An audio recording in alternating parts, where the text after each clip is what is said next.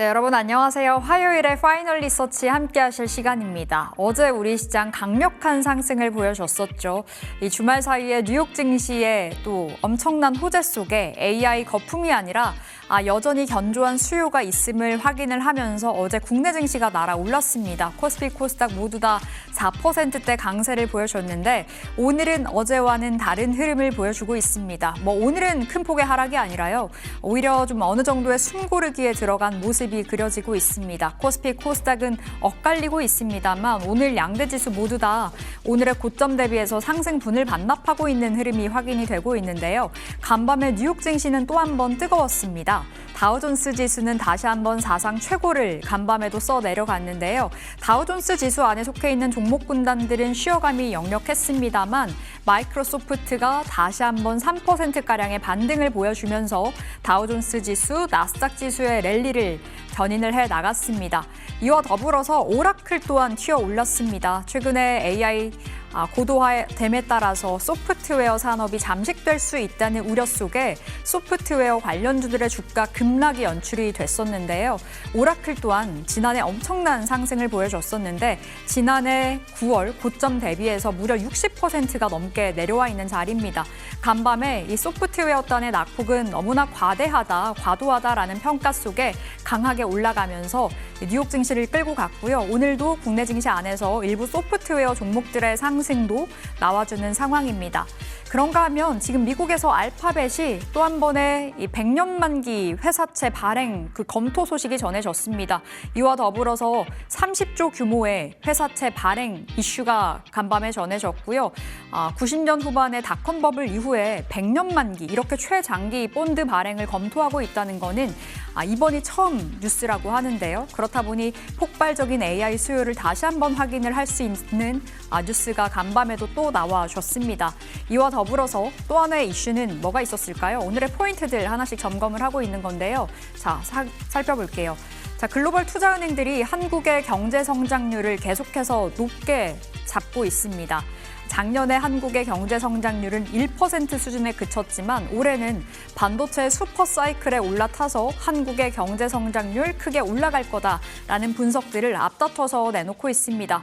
많은 투자은행들이 이 보고서를 내놓고 있는 상황 속에서 가장 높은 경제 성장률로는 시티그룹이 전망을 제시를 했습니다. 무려 올해 2.4%의 경제 성장이 전망이 된다라는 소식도 오늘 아침에 전해졌습니다. 자, 그런가 하면 SK하이닉스 오늘장에서 호재가 또 한 번 있었는데요. 지난해 이 젠스당 CEO와 SK 최태원 회장이 깐부 회동을 한 이후에 이번에 미국에서 또 치킨 회동을 했다고 합니다. 결국에 HBM 관련해서 여러 가지 협력에 대한 이야기가 오갔겠죠. 그리고 다음 날인 오늘 소식이 전해졌는데 HBM4 이달에 공식적으로 출하한다는 소식이었습니다. SK하이닉스는 지난해부터 이미 HBM4 관련해서 품질 테스트에 통과가 됐고 샘플, 본품 계속해서 양산을 하고 있는데요. 공식적으로 출하 소식을 알린 겁니다. 하지만 오늘장에서 반도체주들은 미지근하게 흘러가고 있습니다. 자, 그런가 하면 오늘 수급적인 측면으로 꽤나 긍정적입니다. 어제도 우리 시장 안에 외국인들이 현선물 시장 강력한 순매수를 보여줬었죠. 특히나 지난주에 외국인들이 11조 넘게 팔았던 와중에 어제 들어오면서 매수로 포지션이 전환이 됐다는 점 시장에 큰 의미가 있었고요. 답답한 지금 코스피 시장에서 또 한 번의 돌파를 해줄 수 있을 만한 동력이 들어와 줬다라는 평가가 나와주고 있습니다. 오늘도 외국인들은 유가증권 시장에 들어와 주고 있음이 확인되고 있습니다. 자, 오늘의 브리핑판 확인을 해보도록 할게요. 오늘은 정유 관련해서 살펴보겠습니다. 긴 불황의 터널을 뚫고 이 정유업계 드디어 꼽힐 수 있을까라는 기대감이 올해부터 계속해서 올라오는데요. 그 관련주들의 주가도 꽤나 높은 자리에 위치해 있습니다. 조용하게 강력하게 움직이는 정유주죠. 정제마진 강세 이어가고 있다. 라는 평가가 줄을 잇고 있습니다.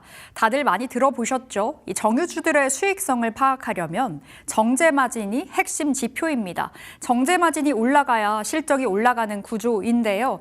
이번에는 일시적이 아니라 구조적인 사이클에 진입했다라는 증권사들의 목소리가 있었습니다. 어제였습니다. 어제자로 정제마진이 배럴당 12에서 15달러 안팎을 기록하면서 이 강세가 유지가 되고 있다는 평가가 자리를 하고 있고요. 또 글로벌 정유사들은 이 탄소 중립에 발을 맞춰서 설비 투자를 줄이고 있다고 합니다. 한마디로 공급은 줄어들고 있는데 노후화 설비는 폐쇄가 이어지고 있어서 수급적인 측면으로는 타이트하다. 결국에 정제마진 강세로 갈 수밖에 없는 그 환경이 조성이 되고 있다는 겁니다. 이와 더불어서 항공유, 그리고 난방유, 고부가 제품들의 수요 따는 견조하게 유지가 되고 있어서 수요와 공급의 논리에 의해서 정제마진 강세 이어지고 있다라는 거겠고요. 올해 들어와서 지정학적 리스크가 계속해서 커져가고 있음도 정유업계에는 하나의 호재가 자리가 되어주고 있습니다. 두 번째 보실게요. 정제마진 강세에 이어서 원가의 안정 또한 이 정유업계를 도와주고 있습니다.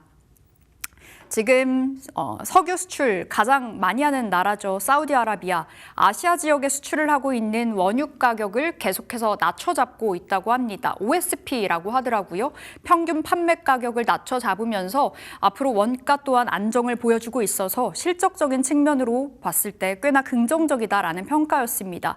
지금 러시아와 우크라이나의 종전 기대감이 지난주부터 다시 한번 커지고 있는 상황이죠. 그렇다 보니 사우디아라비아에서는 점유율의 방어 차원에서 아시아향 평균 판매 가격 OSP를 조정을 추가적으로 할 가능성이 있다고 현재 이야기가 전해지고 있는 상황입니다. 실제로 사우디의 국영기업이죠. 아람코가 지난해 12월부터 계속해서 이 평균 판매 가격을 내려잡고 있어서 5개월로 봤을 때 5년으로 봤을 때 최저치의 이 가격을 가져가고 있다고 합니다. 자, 세 번째 보실까요? 정제마진 안정, 그리고 원가의 안정, 유가 하방은 제한적이다라는 평가도 전해지고 있습니다. 유가 하락이 나오면 정유사들은 재고 손실 부담으로 작용을 한다고 합니다. 한마디로 유가가 하락이 아니라 반등 혹은 안정을 보여줬을 때 가장 안정적인 수익이 나온다라는 건데요. 작년에는 유가 하락이 이어지면서 SK이노베이션과 S오일의 실적은 부진했습니다. S오일과 SK이노베이션 각각 870억 원 그리고 1167억 원의 재고평가 손실을 안고 갔었던 지난해였었지만 이번에는 다르죠. 최근에 오펙 플러스가 1분기 유가 관련해서 또 이슈를 들고 왔습니다. 증산을 중단할 것을 지금 검토하고 있다라는 소식이었고요. 그렇다 보니 유가의 하방은 제한적일 것이다. 또 한 번 실적으로 연결되는 그 흐름이 다시 한번 주목이 되고 있는 겁니다. 이렇게 세 가지로 크게 잡아볼 수 있겠고요. 포인트를요. 그렇다 보니 실적적인 측면에서 긍정적이다 보니 목표 주가를 올려잡고 있는 상황입니다. 어느새 SK이노베이션과 S오일 쪽으로는 투자 의견을 계속해서 올려잡고 있는 상황인데요. 참고로 오늘 아침에 나이스 신용평가에서는 S오일의 신용 등급을 또 올렸습니다. 기존의 AA 긍정적에서 AA 플러스 안정적으로 상향을 시켰고요. 지금 여의도의 목소리는 계속해서 우상향이죠. TP 계속해서 올리고 있는데요. 가장 높은 TP로는 한국투자증권 14만 원이 제시가 되어 있는 상황입니다. SK이노베이션 또한 마찬가지입니다. 거의 대부분의 증권사들이 14만 원을 바라보고 있는 상황인데요. 두 종목 모두 다 신고가 부근에 자리를 하고 있습니다. 그리고 외국인들의 매도가 이어졌던 와중에도 메이저 주체들의 수급이 들어왔다는 점 꽤나 긍정적으로 살펴지고 있는데요. 현 시점에서 정유주 우리가 계속해서 팔로업 하시면서 이 흐름을 체크해 보실 필요가 있겠습니다. 자, 이렇게 정유주 살펴봤습니다. 오늘 장에서 또 시세가 나오는 섹터가 있습니다. 페인트 관련주인데요. 페인트로만 보면 안 되겠죠. 태양광 관련, 우주항공 관련해서 모멘텀이 달라붙으면서 급등하는 종목이 나와주고 있습니다. 윤기 아나운서와 브리핑 체크해 보시죠. 네, 희비가 엇갈리고 있는 화요일 시장입니다. 오늘 시장 안에서는 증권주, 은행주 같은 종목들이 좀 부각을 받고 있고요. 어제 잘 가고 있었던 반도체 종목은 다소 쉬어가는 모습들인데요. 자, 이 안에서 연달아서 상한가를 기록하면서 눈에 띄게 흐름들을 보여주고 있는 삼화페인트를 중심으로 페인트주 말씀을 들어보도록 하겠습니다. 자, 어제도 상한가였고요. 지금 삼화페인트가 이렇게까지 상한가를 가는 이유들 우선적으로는 경영권 변수를 좀 꼽습니다. 주주총회 그리고 경영권이 변수가 이렇게 나타나면서 불확실성이 부각이 된 건데요. 이 지배 구조를 둘러싸서 이렇게 경영권 변수가 나타나기 시작하면은 아무래도 주가에 영향을 줄 수밖에 없겠죠. 자, 지금 팽팽한 지분율이 좀 눈에 띕니다. 윤 전 회장의 일가는 20% 안팎의 지분을 보유하고 있다고 하고요. 김 대표 위주의 이 지분율은 28.1%로 어쨌거나 둘 다 20%의 이 지분율을 갖고 있기 때문에 이에 대한 지배 구조에 대한 부분들이 각광을 좀 받는다라고도 설명할 수 있겠습니다. 자, 그리고 최근에 페인트주들의 흐름을 봤을 때 사업 다각화의 모습들이 눈에 띄는데요. 노루페인트는 이제 건축용 도료 비중이 높은 기업에서 점점 더 포트폴리오를 확장을 하고 있습니다. 작년 4월에는 전파 흡수 기능을 갖춘 스텔스 도료를 맡아내면서 이에 대한 부분들이 또 각광받기도 했고요. 조광페인트는 선박과 해양 플랜트용 특수 도료를 납품을 하면서 이런 해양 쪽으로 좀 포트폴리오를 확장시키고 있습니다. 이에 대한 부분들, 지금 페인트주들이 페인트만 하고 있지 않는다라는 점들, 계속해서 사업 다각화, 어느 쪽으로 포트폴리오가 확장이 될지 이에 대한 기대감들이 있을 수 있겠고요. KCC는 방산 쪽과 손을 잡았습니다. LRG 넥스원이라든지 한국항공우주산업과 결을 함께하면서 방산용 도료에 납품을 한다는 소식 알려왔거든요. 이 같은 부분들이 각광받으면서 지금 페인트주를 이제 조금 더 넓게 봐야 한다라는 시선들이 속속 들어오고 있는 것 같습니다. 그리고 가장 말씀드리고 싶은 부분은 바로 이 부분인데요.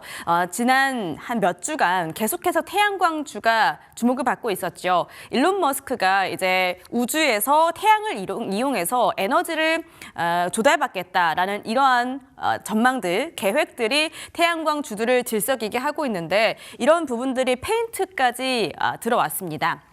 사마페인트가 한화솔루션 그리고 현대제철과 손을 잡은 부분이 굉장히 긍정적으로 해석이 되고 있는데요. 이 부분을 좀 보셔야 될 것 같습니다. BIPB라고 해서 단순히 태양광 패널만 붙인 것들이 아닌 아예 건물 자체가 이제 태양광 발전 기능을 할 수 있는 그러한 건물이 나타나는 겁니다. 이 부분을 한화솔루션과 현대제철 그리고 사마페인트가 함께하고 있는 건데요. 지금 이 BIPB의 사마페인트가 이제 그런 자체적인 페인트, 그러니까 그냥 태양광의 역할만 하지 않고 이 색감도 그렇게 보기 싫지 않은 색감들을 연출할 수 있는 그런 페인트를 이제 납품을 한다라는 이야기들이 나타나면서 사마페인트를 태양광 관련주로 좀 묶어서 보기 시작하는 시선들이 들어오고 있는 것 같습니다. 자, 그리고 함께하고 있는 이 한화솔루션에 대한 기대감도 최근에 굉장하잖아요. 특히 미국 조지아주 솔라 허브를 통해서 전과정을 생산한다라는 굉장히 특장점을 갖고 있는데 지금 다른 부분들보다 이 비중국계라는 그것도 북미 유일의 비중국계 태양광 기업이라는 점이 상당히 좀 기대감을 불러일으키는 것 같습니다. 미국 쪽에서 BIPB라든지 태양광 관련해서 한화솔루션을 주목해 볼 수밖에 없다라는 그런 시선들이 들어오면서 함께하고 있는 사마페인트를 계속해서 기대감으로 끌어올리게 하는 그런 부분들인 것 같습니다. 그래서 오늘 역시나 태양광 관련된 종목들이 또 한번 주목을 받고 있다. 이렇게 보시면 좋지 않을까 싶고요. 자, 이렇게 아까 정유주 그리고 이 페인트주에 대한 이야기 드려봤는데요. 현 시점 흐름에서는 숨고르기 장세가 나타나고 있는 오늘 시장입니다. 시장의 흐름도 함께 체크해 보도록 하겠습니다. 자, 지금 코스피 시장이 오전장보다 상승폭이 다소 많이 줄어들었습니다. 5,300선은 유지를 해주고 있는 모습. 지금 어제 꽤나 크게 반등이 나왔기 때문에 조금 더 올라가기에는 약간의 부담감들이 있는 것 같고요. 현 시점 5,318선 지나가면서 전 거래일 대비 0.39% 상승하고 있습니다.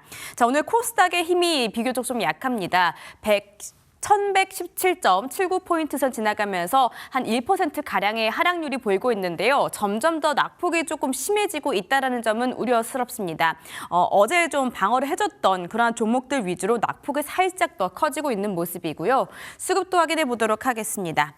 자, 수급적인 측면, 오늘 코스피와 코스닥 완전 정반대되는 그림들을 보이고 있는데요. 개인은 이제 차익 실현 매물을 출회하고 있습니다. 7,600억 원 넘게 덜어내고 있고요. 외국인과 기관은 여태까지의 그 수급량을 봤을 때 그렇게까지 많지는 않지만 그래도 담아내주고 있습니다. 오늘도 기관이 5천 원 넘게 매수세 보이고 있고요.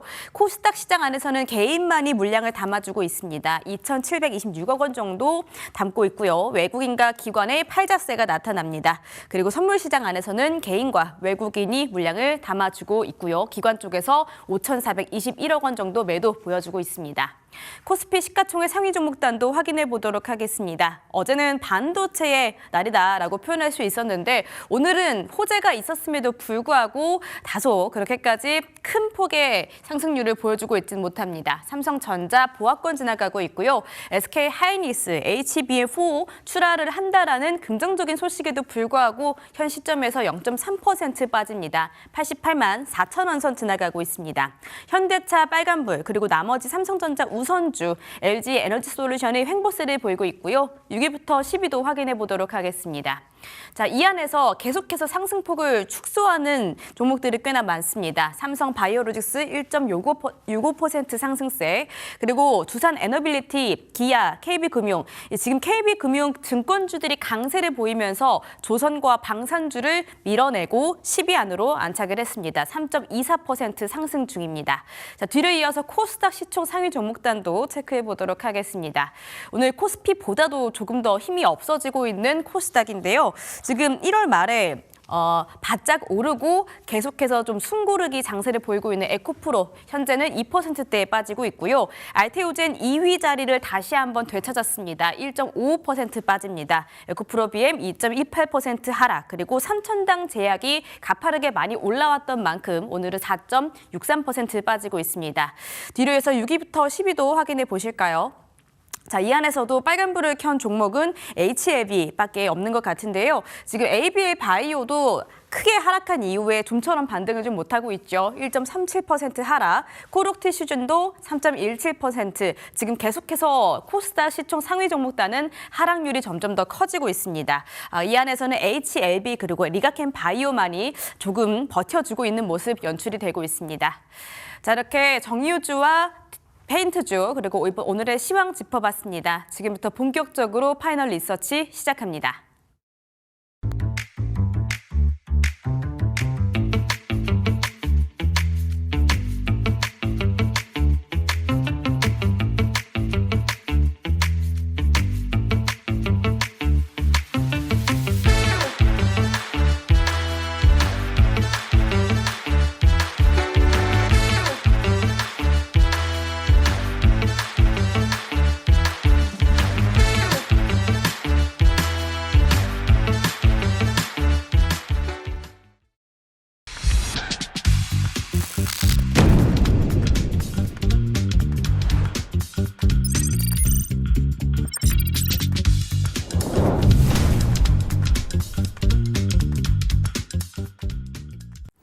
네, 화요일 마감 준비해 보겠습니다. 오늘은 퍼스트 프라임 리서치 이동근 대표 나오셨습니다. 안녕하세요. 네, 안녕하십니까? 예, 대표님 오늘 시장 진단해 볼 텐데요. 이제 설명절 연휴를 코앞에 두고 있다 보니까 어느 정도의 경계성에 그 매물이 출회되는 것이 아닌가. 뭐 큰 폭의 하락이 나오는 건 아닙니다만 어제는 뭐 강하게 날아올랐었고 오늘은 쉬어가잖아요. 네. 당연하다라는 생각도 들고요. 어떻게 보세요? 말씀하신 대로 사실 이제 긴 연휴를 앞두고 있기 때문에 이번 주 중반 이후부터는 이 부분에 대한 신경을 안 쓸 수가 없습니다, 시장이. 그리고 일단 그 지난주에 좀 나타났던 어떤 변동성에서 조금씩 이제 노연하고 있는 모습이에요. 이제 하락한 부분들도 어느 정도 이제 만회가 됐고, 그렇기 때문에 지금부터는 조금 이제 어떤 지수의 흐름보다는 업종이라든가 종목의 흐름 쪽에 조금 더 주목을 해야 되는 이제 그러한 어떤 시장의 양상이 나타날 가능성이 크다, 이렇게 말씀드리겠고요. 코스피가 이제 5,300을 다시 한번 회복을 했고, 코스닥도 일단 1,100선에서의 안착은 확인이 되고 있기 때문에 그렇다면 이제 지수보다는 아무래도 종목 쪽에 조금 더 이제 무게가 실리는 그러한 어떤 시장의 흐름이 나타날 가능성이 크다, 이렇게 좀 말씀을 드리겠습니다. 일단 설 끝나고 그럼 좀 시장 안에 접근도 뭐 유리하겠죠. 사실 이제 설 전에 오히려 만약에 뭐 좀 이제 그 종목들이 조정을 받거나 아니면은 좀 이제 뭐 예를 들면 눌림목이 나오고 좀 쉬어가는 구간이 나온다면은 오히려 설 이전에 또 한 번에 또 매수 찬스가 올 수도 있고요. 그런데 업종에 따라 종목에 따라 다르겠지만은 결국 철저하게 어떻게 보면은 이렇게 이제 설 이전에 나타나는 이러한 시장 회피 심리를 조금 또 역이용하는 그런 뭐 대응도 충분히 가능하지 않나라는 생각이 들어요. 네. 알겠습니다. 설 전에 뭐 지수가 눌린다면, 종목이 눌린다면 뭐 어느 때나 매수 가능하겠다라는 사인을 주셨습니다. 자, 오늘 시장 안에 이슈들 하나씩 다뤄볼 텐데요. 지금 일본에서 다카이치 사나이 총리가 이끌고 있는 자민당이 압승을 했습니다. 이 다카이치 총리의 핵심 정책이 유동성 확대 그리고 엔화 약세를 용인하는 거잖아요. 네. 우리 국내 증시 안에서 원달러 환율의 추이도 살펴볼 필요가 있을 것 같은데 일단 그렇게 큰 영향은 없어 보이거든요. 자산 시장 영향. 그렇죠. 아직까지는 크게 영향은 없어 보이는데 네. 일단 일본 증시에서 기본적으로 일본 금융시장 보면은 증시의 강세라든가 여기 이제 환율이라든가 채권의 약세는 이제 어느 정도 기조적으로 나타나는 현상이 아닌가 하는 생각이 들고요. 무엇보다도 이제 적극적인 재정 정책을 쓸 거라는 거는 기본적으로 엔화를 약세로 가겠다라는 어떤 그런 이제 굉장히 중요한 요인으로 작용할 수가 있어요. 그런데 이제 한편으로는 이렇게 이제 정치권의 재정 확대와는 별개로 BOJ는 금리의 인상 궤도에 진입을 했죠. 그렇기 때문에 약간의 이런 부분에 있어서의 그 괴리가 어떻게 이제 시장에 반영이 될지. 그러니까 두 가지예요. 그러니까 계속해서 이제 엔저에 대한 부분을 과연 뭐 방어를 할지 아니면 그걸 놔둘지. 그러니까 뭐 그런 부분, 그러니까 엔화가 지금 마지노선으로 잡고 있는 게 한 160엔인데 이 160엔이 굉장히 중요한 선이거든요. 그러니까 우리가 얘기하는 어떻게 보면은 이게 그러니까 경제적으로 정치적으로 크게 부담이 될 수 있는 선이 만약에 160엔이 붕괴가 된다면 마치 원달러 환율이 1,500원 선을 넘어가는 것과 비슷한 그런 이제 그 형태라고 보시면 될 것 같은데 그래서 저는 지금의 어떤 엔달러 환율은 크게 여기서는 뭐 변동을 하기보다는 단기적으로 계속해서 상단을 터치하고 또 이제 하락하고 그러니까 이런 부분들이 좀 반복이 될 가능성이 크다고 생각을 해요. 일단 지금 계속해서 이제 우리나라와 미국과 일본의 이런 공조 체제가 유효한 상황이기 때문에 이러한 흐름들이 나타나지 않겠나 생각이 들고요. 사실 좀 우려가 되는 부분들은 그러니까 지금 미국의 부채를 얘기하고 있습니다만은 일본의 부채도 만만치가 않아요. GDP 대비해서 250%가 넘는 부채 수준이기 때문에 지금 이게 세수가 이제 줄어들지 않습니까? 적극적인 재정을 하면서 이제 뭐 소비세를 없애고 뭐 이렇게 나오면은 그런데 그렇게 되면은 이 국가 채무 상환 능력에 대해서 의구심이 좀 커질 수가 있죠. 그야말로 일본은 그런 걸 걱정 안 하는 나라였는데 재정 건전성을 의심하는 그런 시각들이 늘어날 수가 있다라는 거예요. 더군다나 지금 4% 이상 이제 국채 금리가 튀어오르면서 이거는 어떻게 보면 글로벌 자금 흐름에 있어서 어떤 구조적인 변화를 가져올 수가 있겠죠. 이렇게 되면은 해외에 나가 있는 수천조 원의 일본 자금이 본국으로 들어올 수가 있다는 얘기예요. 네. 우리가 얘기하는 이제 앵커리 트레이드가 커질 수가 있다는 거고요. 정말 이렇게 되면은 미국이라든가 유럽이라든가 글로벌 국채 금리의 동반 상승 압력으로 작용할 수가 있겠고 결국은 글로벌 유동성에 크게 영향을 줄 수 있는 요인으로 작용할 수가 있기 때문에 사실 이 부분을 계속해서 저는 올해 내내 체크를 해야 된다고 생각을 하고요. 특히 이제 다만 아직까지는 일본 기준금리가 미국보다는 낮은 수준입니다. 그렇기 때문에 엔캐리 청산이 나타나더라도 급작스럽게 나타나지 않을 거예요. 다만 여기서 이제 뭔가 변수가 생긴다. 예를 들면은 여기서 이제 국채금리가 뭐 더 튀어오른다거나 강하게 그리고 아니면은 앞에서 말씀드린 대로 엔달러 환율의 급변이 나타난다거나 이런 어떤 흐름이 나타난다면은 이런 어떤 글로벌 금융시장에 있어서의 불안감이 상당히 증폭이 될 수 있다는 부분 이런 거는 우리가 계속해서 확인할 필요가 있는 이제 그런 상황이겠습니다. 결국에 엔캐리 트레이드 뭐 작년 8월에 시장 한 차례 크게 출렁였을 때 그때가 딱 이 요인으로 이 우려감 속에 그렇죠. 크게 흔들렸었잖아요. 올 한 해 내내는 좀 변수로 살펴볼 필요가 있겠습니다. 사실 그때보다 지금이 여러 가지 정황상으로는 조금 더 이제 리스크가 커요. 그게 사실 이제 왜냐하면 이제 네. 정부의 적극적인 재정 정책이라든가 이런 부분들 그리고 이제 말씀드린 대로 환율에 대한 부분들을 만약에 어느 정도 이제 방어를 안 하게 된다. 이게 뭐 이제 용인을 해버린다. 이렇게 되면은 사실은 이 채권 가격이라든가 또는 이제 그 환율이라든가 이런 것들이 상당히 급하게 움직일 수가 있기 때문에 그런 부분들은 시장에 한 차례 또 충격을 가져올 수도 있는 그런 용이다. 이렇게 좀 말씀을 드릴 수가 있을 것 같습니다. 네, 알겠습니다. 오늘 시장 안에서의 또 이슈가 있는 종목들을 짚어봐야 되겠는데 현대차입니다.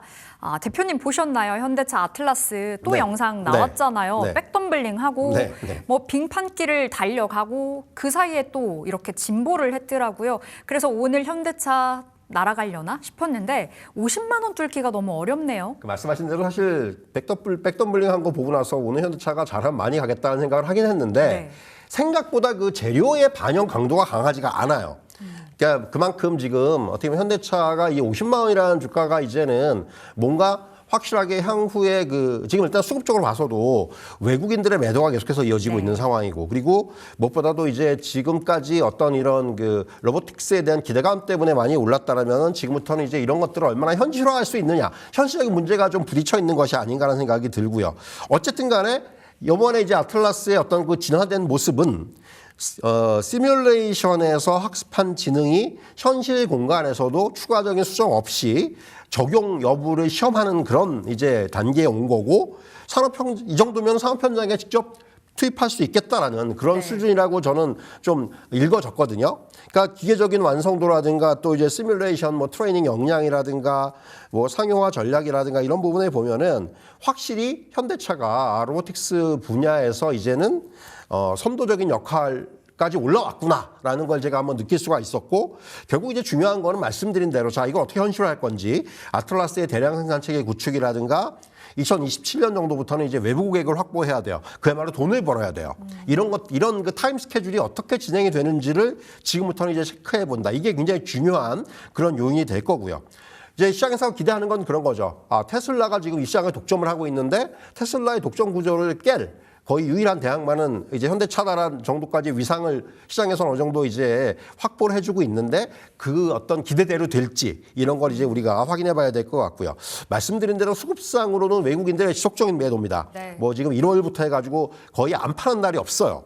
그런데 결국 이거를 왜 파냐고 자꾸 저한테 물어보시는 분들이 많은데, 저는 딱 한마디로 말씀드려서 외국인은 지금의 가치에 주목을 하는 거고요. 자, 주가가 단적으로 이게 3달 동안에 2배가 올랐다. 네. 그러면은 차익 실현을 해야 된다라는 쪽에 무게를 두는 거고, 개인 투자자분들은 미래의 가치에 무게를 두는 거죠. 야, 테슬라의 대항마면은 좋은 거 아니야. 그러니까 결국 어느 쪽에 더 무게를 두느냐. 근데 저는 이제 결국은 관건은 얼마나 이 수익성을 현실화시킬 수 있는 기간을 줄일 수 있을지. 네. 오늘도 이제 문효 사장이 발표했습니다만은 국내 투자, 미국 투자 합치면 또 올해도 거의 한 200조 가까운 투자가 들어가 있는단 말이에요. 그러니까 이런 부분들, 그러니까 투자는 늘어나고 이거 갖다 이제 수익화시키는 데까지 과연 기간이 얼마나 걸릴지, 이 부분이 지금부터는 우리가 봐야 되는 가장 핵심 포인트다. 이렇게 좀 정리를 해드리겠습니다.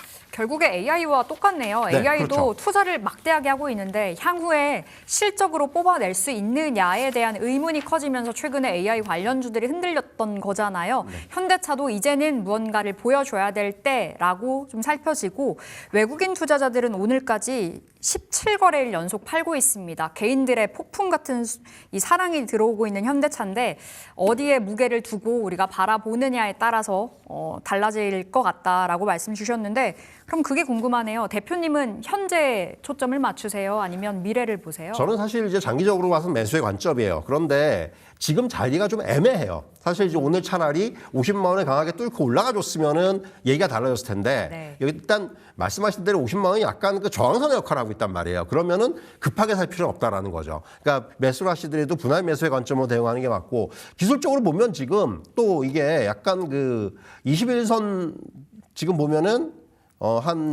지금 11선 정도의 현대차 아니군요.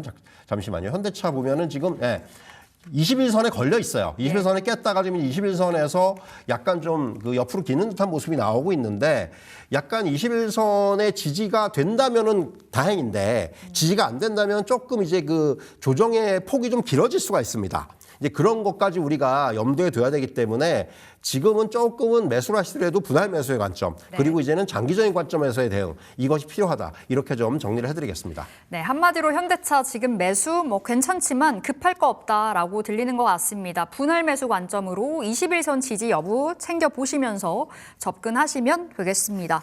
자, 오늘 시장이 좀 한 템포 쉬어가고 있다 보니까 소외주들의 반란이라고 봐야 될까요? 소비주, 유통주가 돋보입니다. 롯데쇼핑도 52주 신고가, 실적 잘 나왔다, 신세계 잘 가고 있고요. 이에 대해서는 어떻게 좀 바라보세요? 본격적으로 주가 리레이팅 될까요? 사실 신세계나 현대백화점은 주가가 별로 안 빠졌어요. 그러니까 장이 안 좋을 때도 꾸준하게 올라왔습니다. 차트를 보시면 현대백화점 같은 경우도 계속해서 지금 이제 우상향을 그리고 그러네요. 있고, 예, 뭐 조정이 나오더라도 기간 조정의 형태 정도였어요. 그러니까 이거 보면은 알게 모르게 이런 그 뭐 대형 백화점주를 비롯해서 이제 그 대표적인 유통주들의 주가는 굉장히 좋았다는 걸 여러분들만 느끼실 수 있을 것이고, 특히 이제 외국인 관광객들의 구조적인 증가라든가 이런 부분들, 이제는 예를 들면 그런 거죠. 여의도의 더현대 같은 데는 필수 관광 코스가 돼버렸단 말이에요. 네. 이제 그런 것들, 이런 것들, 그러니까 외국인 관광객들의 자발적인 유입이 굉장히 늘어나고 있다는 부분. 그리고 이제 하나의 백화점들은 더군다나 이제는 뭐 물건을 사는 장소라기보다도 경험을 할 수 있는 뭔가 새로운 경험들. 그러니까 뭐 단순히 이제 물건을 사는 쇼핑 센터의 개념에서 여러 가지를 즐길 수 있는, 거기에 먹을거리도 될 수 있고 이제 맛집도 많이 들어가 있고 또 이제 거기 애들을 데리고 가면 이제 애들한테도 뭔가 재밌는 것들을 보여줄 수 있는 그런 공간이 되면서 이제 백화점들의 이제 그 마케팅 전략이 익스피리언스에 사실 그러니까 타겟팅이 되고 있거든요. 예. 이런 게 굉장히 중요하다고 생각을 합니다. 그러면 사실 현대백화점이라든가 신세계 주가가 굉장히 좋았고, 이제 무엇보다도 최근에 이제 모멘텀이 되고 있는 부분도 역시 유통산업 그 발전법의 개정 방안이죠. 그러니까 심야 시간의 온라인 주문이라든가 포장 배송 업무가 가능하도록 단서 조항을 추가하겠다라는 건데, 만약에 이게 되면은 저는 물론 이게 이제 호재일 수 있겠지만은 먼저 이제 주목을 해야 되는 거는, 그렇다면은 자, 지표를 봐야 된다는 얘기예요. 단순히 뭐 햇빛 배송한다고 무조건 좋은 게 아니고, 그러려면 심야에 인력 투입해야 돼요. 또 배송 비용도 늘어나요. 그러니까 비용과 대비해 봤을 때 수익이 어느 정도까지는 알 수 있는지를 먼저 좀 확인할 필요가 있다. 이렇게 좀 말씀을 드리겠고요. 무엇보다도 상대적으로 이제 거점을 가지고 있는 대형 마트들한테는 저는 유리한 어떤 그런 상황이 될 거라고 생각을 합니다. 그렇기 때문에 뭐 이제 만약에 이제 현실화가 된다라면은 상당히 또 하나의 모멘텀이 될 수 있겠지만, 이미 주가에는 상당 부분 또 반영됐기도 해요. 최근에 신세계 주가라든가 이런 부분은 좀 반영이 됐기 때문에, 이제 그렇다면은 향후에 이런 부분들이 이제 오히려 구체화가 됐을 때 이런 것들이 시장에서 어떻게 받아들일지, 또 네. 혹시라도 뭐 세론으로 받아들일 수도 있고, 그렇기 때문에 우리가 이제 향후에 어떤 그런 흐름들을 실적과 연관지어서 볼 필요가 있다. 이렇게 좀 정리를 해드리겠습니다. 결국에 실적 대입해야 된다. 새벽 배송 이슈가 전해지면서 이 관련주들의 급등세가 연출되고 있는 건데, 한마디로 수직 타산을 좀 봐야 된다라고 하시네요. 수익이 실제로 그렇게 됐을 때 더 잘 날 것인지가 중요하겠고, 일단 오늘 장에서는 다 같이 손잡고 올라가고 있거든요. 그렇다면 대표님 보시기에 매력 있는 종목 있을까요? 사실 제일 꾸준한 종목은 저는 개인적으로는 현대백화점이라는 생각이 들어요. 네. 그러니까 조정이 나오더라도 기간 조정 정도로 그치고 있고, 이번에 보면 또 이제 자회사인 지누스의 실적이 굉장히 개선이 됩니다. 그런 부분들까지 주가에 또 긍정적으로 작용할 수 있는 측면이 있기 때문에. 그리고 현대백화점은 지금 보면은 뭐 최근에 많이 올랐다고 하는데, 예를 들면 롯데쇼핑은 이제 52주 신고가인데, 현대백화점은 물론 이제 지금 주가가 오르고 있지만은 사상 최고가 수준에는 아직까지 미치지 못하고 있죠. 그렇기 때문에 그런 부분들까지 고려한다면은 현대백화점의 어떤 업사이드가 저는 조금 더 유리한 측면이 있지 않나라는 좀 그런 말씀을 드릴 수가 있을 것 같아요. 네, 유통주, 소비주 안에서의 탑픽은 현대백화점 말씀 주셨습니다. 자, 오늘 건설주도 이야기해 볼 텐데요. 대우건설입니다. 대우건설이 언제 이렇게 잘 갔지 싶을 정도로 52주 신고가를 갔던데, 현대건설하면 원전으로 이제 제대로 연결이 되거든요. 근데 대우건설하면 원전으로 아직 연결은 안 돼요. 앞으로 원전주로 재평가가 가능할 것인지, 지금 원전의 모멘텀을 받아서 올라가다 보니 어떻게 바라보세요? 그러니까 어제 이제 실적 발표를 했는데, 가장 눈에 띄는 부분들은 4분기에만 1조 원이 넘는 빅베스를 했어요. 그러니까 그야말로 반영할 수 있는 거의 모든 악재들을 다 반영한 것이 아닌가라는 생각이 들 정도의 네. 빅베스를 했습니다. 그러면서 손실의 선제적인 반영이 어느 정도 마무리가 됐고, 그렇다면 올해 실적은 굉장히 좋아질 수가 있다라는 그런 기대감이 선작용하고 있고, 무엇보다도 이제 팀코리아 중심의 대형 원전 산업에 대한 추진이 지금 주가의 재평가를 할 수 있는 가장 큰 요인이라고 말씀드릴 수가 있겠고, 체코원전의 상반기 수주 계약 체결이 기대가 되고 있는 상황이고, 미국이라든가 베트남 같은 쪽에서의 또 다수의 원전 수주 기회가 올해 아마 있을 것이다라는 그런 기대감들이 있습니다. 그렇기 때문에 이런 부분들 말씀하신 대로 결국 원전 모멘텀이 지금까지는 현대건설의 중심이었다면, 올해는 약간 뭐 대우건설이라든가 삼성물산이라든가 이런 기업들로 이게 확산이 될 수가 있기 때문에 그런 부분들의 시장은 좀 주목을 하기 시작했고, 더군다나 대우건설은 주가 자체가 워낙 싸요. 그러니까 지금까지 실적 우려 때문에 네. 주가가 못 가고 있었어요. 근데 이제 실적 우려를 떨쳐버렸다면은 주가가 이제 본격적으로 움직일 수 있는 그런 자리가 됐다라는 거죠. 그 부분에 이제 시장이 좀 주목을 하는 것 같고, 그런 의미에서 이제부터 중요한 것들은, 그렇다면은 이제 올해 과연 이러한 원전에 대한 수주가 현실화되느냐 이 부분이 이제 올해의 가장 중요한 키포인트다 이렇게 좀 말씀을 드릴 수가 있을 것 같습니다. 자, 그럼 대우건설은 대표님 네. 보유자들의 영역에서 대응을 해봐야 되는지 아니면 어제 뭐 빅백스라고 표현을 해주신 만큼 네. 이제 어느 정도 우려를 털고 달려줄 수 있는 자리까지 온 것인지 좀 궁금하네요. 사실 지금 이제 들어갈까요? 오늘의 급등은 조금 이제 과하긴 좀 하죠. 약간 단기적으로 네. 분명히 이제 워시팅의 느낌도 좀 있고 그래가지고 저는 오히려 조금 이제 이후에 그 상승 이후에 눌림목이 나왔을 때 저는 매수의 공략이 유효하지 않나 하는 생각이 들어요. 그러니까 최근에 어떤 흐름에 보면은 뭐 다 그런 건 아닙니다만은 대부분의 종목들이 추격 매수에서 수익을 얻기가 쉽지가 않아요. 그러니까 항상 이게 보면 변동성이 좀 나타나고 하다 보니까 더군다나 20% 이상의 추격 매수가 그렇게까지 성공 확률이 높지는 않습니다. 네. 그런 걸 감안한다면은 역시 저는 조금 눌림목에서의 매수에 좀 그런 좀 이제 권유를 드리도록 하겠습니다. 네, 대우건설이 조용하다가 최근에 급등이 연출되고 있습니다. 오늘도 20%가 넘게 올라가면서 현재 단숨에 52주 신고가를 써 내려갔거든요. 일단 지금 자리는 아니라 좀 눌렸을 때 진입 가능하겠다 평가 주셨고, 자 대표님 그럼 원전까지도 체크해 주세요. 최근에 원전으로 재료가 많이 나옵니다. 원전주가 한 차례씩 튀는데 이제 네. 중소형주들까지 반응이 나오더라고요. 드디어 이제 시작이 된 건지. 뭐 사실 원전주는 결국 이제 항상 시간의 문제죠. 그리고 이제 뭐 최근에 또 한 차례 이제 순환매가 나왔고 조금은 이제 또 이제 흐름 자체는 좀 이제 둔화가 됐습니다. 오늘 같은 경우도 조정이 크게 나오는 종목들도 있고 그런데 네.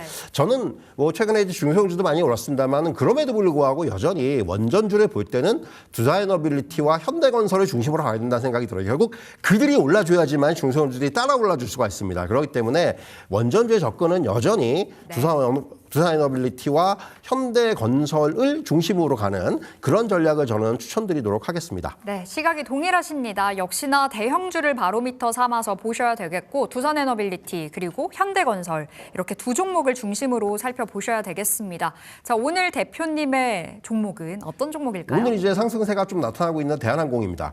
사실 오랫동안 뭐 좀 주가가 눌려 있었던 상황이고 네. 이제 글로벌 항공산업 자체가 팬데믹 이후에 단순히 수요의 복구를 넘어서서 구조적인 정상화 단계에 진입을 하고 있는 상황이에요. 그러니까 여객이 실적을 견인하고 화물이 변동성을 좀 줄여주는 이러한 어떤 이중적인 구조가 정립이 돼가고 있다라는 얘기고요. 대한항공의 4분기 실적이 명확하게 좀 개선되는 추세가 우리가 이제 감지할 수가 있었고요.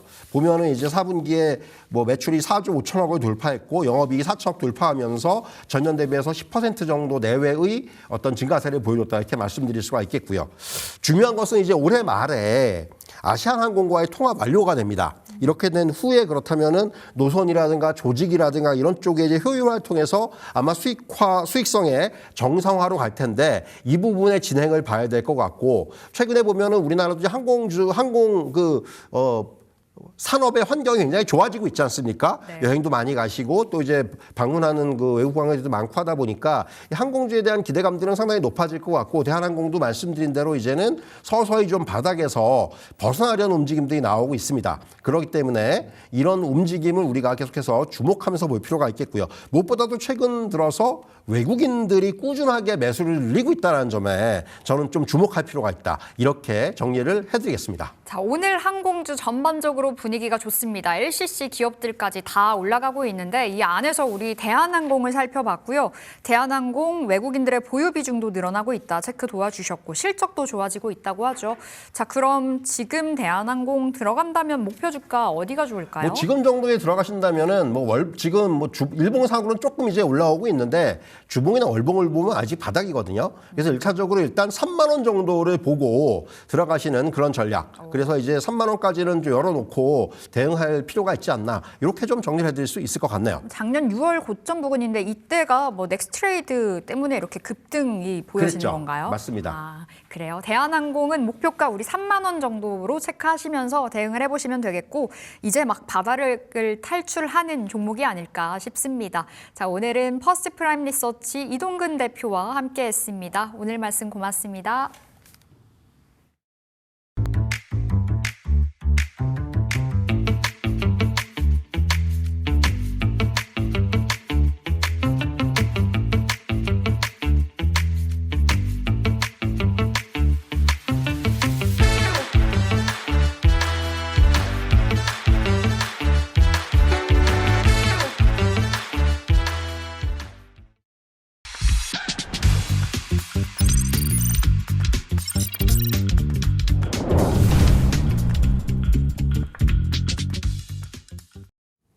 네, 쉴 틈 없이 움직이는 가상자산 시장입니다. 불세 대표님이 컨트롤타워 역할을 해드립니다. 불세 대표님 안녕하세요.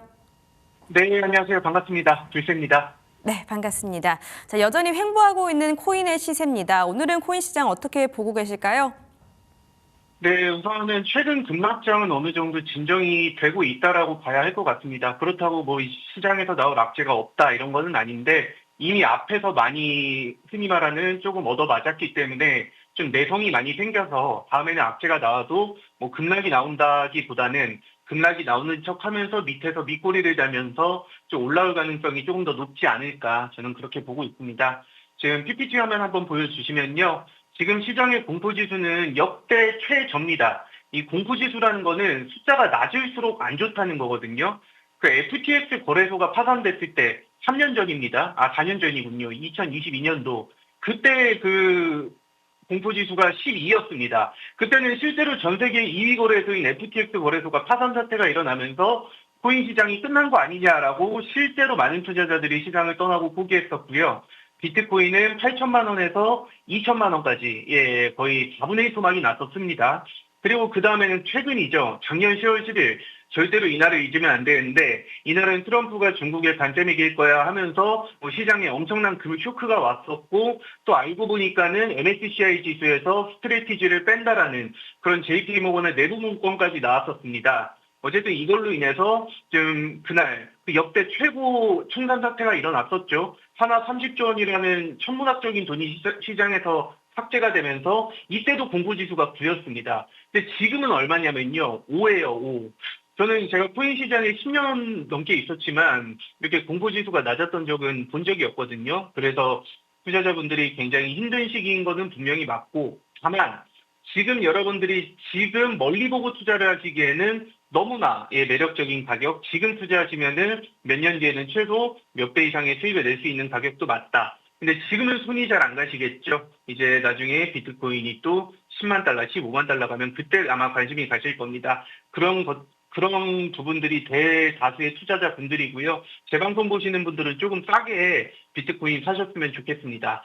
다음 화면 보여주시면은 엎친 데 덮친 격이라고 그 지금 코인 시장 안 그래도 분위기 암울한데 최근에 빗썸 사태 있었잖아요. 빗썸에서 2,000원을 지급을 해야 되는데 2,000 비트코인을 지급을 해버리는 바람에 뭐 코인이 또 돈 복사가 됐다. 그래서 일부 그 리워드를 받은 투자자들은 재빠르게 그거 비트코인을 팔아가지고 현금화를 해서 현재 빗썸이 못 찾은 돈이 한 150억 정도 된다라고 합니다. 사실 이거는 굉장히 큰 문제는 맞습니다. 근데 이거는 암호화폐, 그러니까 블록체인 시스템의 문제는 아니고요. 그 빗썸 거래소 자체 문제겠죠. 더 나아가면은 뭐 2018년도에 그 증시에서도 똑같은 이런 문제가 있었잖아요. 2018년도에 삼성증권에서 우리 사주에 배당금을 입력하는 과정에서 1,200원을 줘야 되는데 1,200주가 그 시장에 풀려버리는 바람에 마찬가지로 그 시장에서 삼성증권 우선주가 엄청난 급락이 있었었고요. 그때하고 완전히 똑같은 시장 상황이다라고 생각을 하시면 됩니다. 그러니까 이거는 단순히 블록체인 시스템의 문제가 아니라 이렇게 우리가 주식이라든지 은행에서 우리가 뭐 주식을 사고 팔고 할 때는 실질적으로는 그냥 전선상의 장부상에만 기록이 될 뿐이고 우리의 주식은 예탁결제원에 보관이 되는 데까지 며칠 걸리잖아요. 그래서 여러분들이 주식 실제로 팔았을 때도 바로 그 출금을 할 수 있는 게 아니라 2, 3일 뒤에 출금하실 수 있는 이유도 그 예탁결제원에 보관됐다 다시 나오는 과정에서 그렇게 되는 거거든요.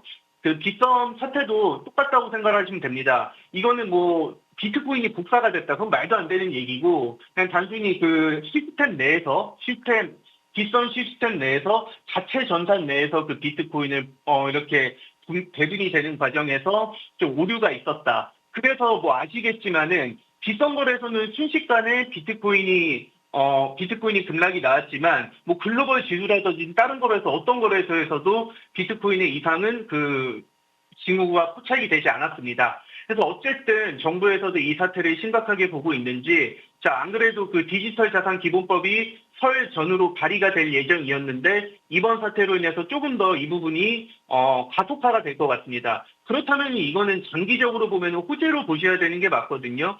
여기 나와 있죠.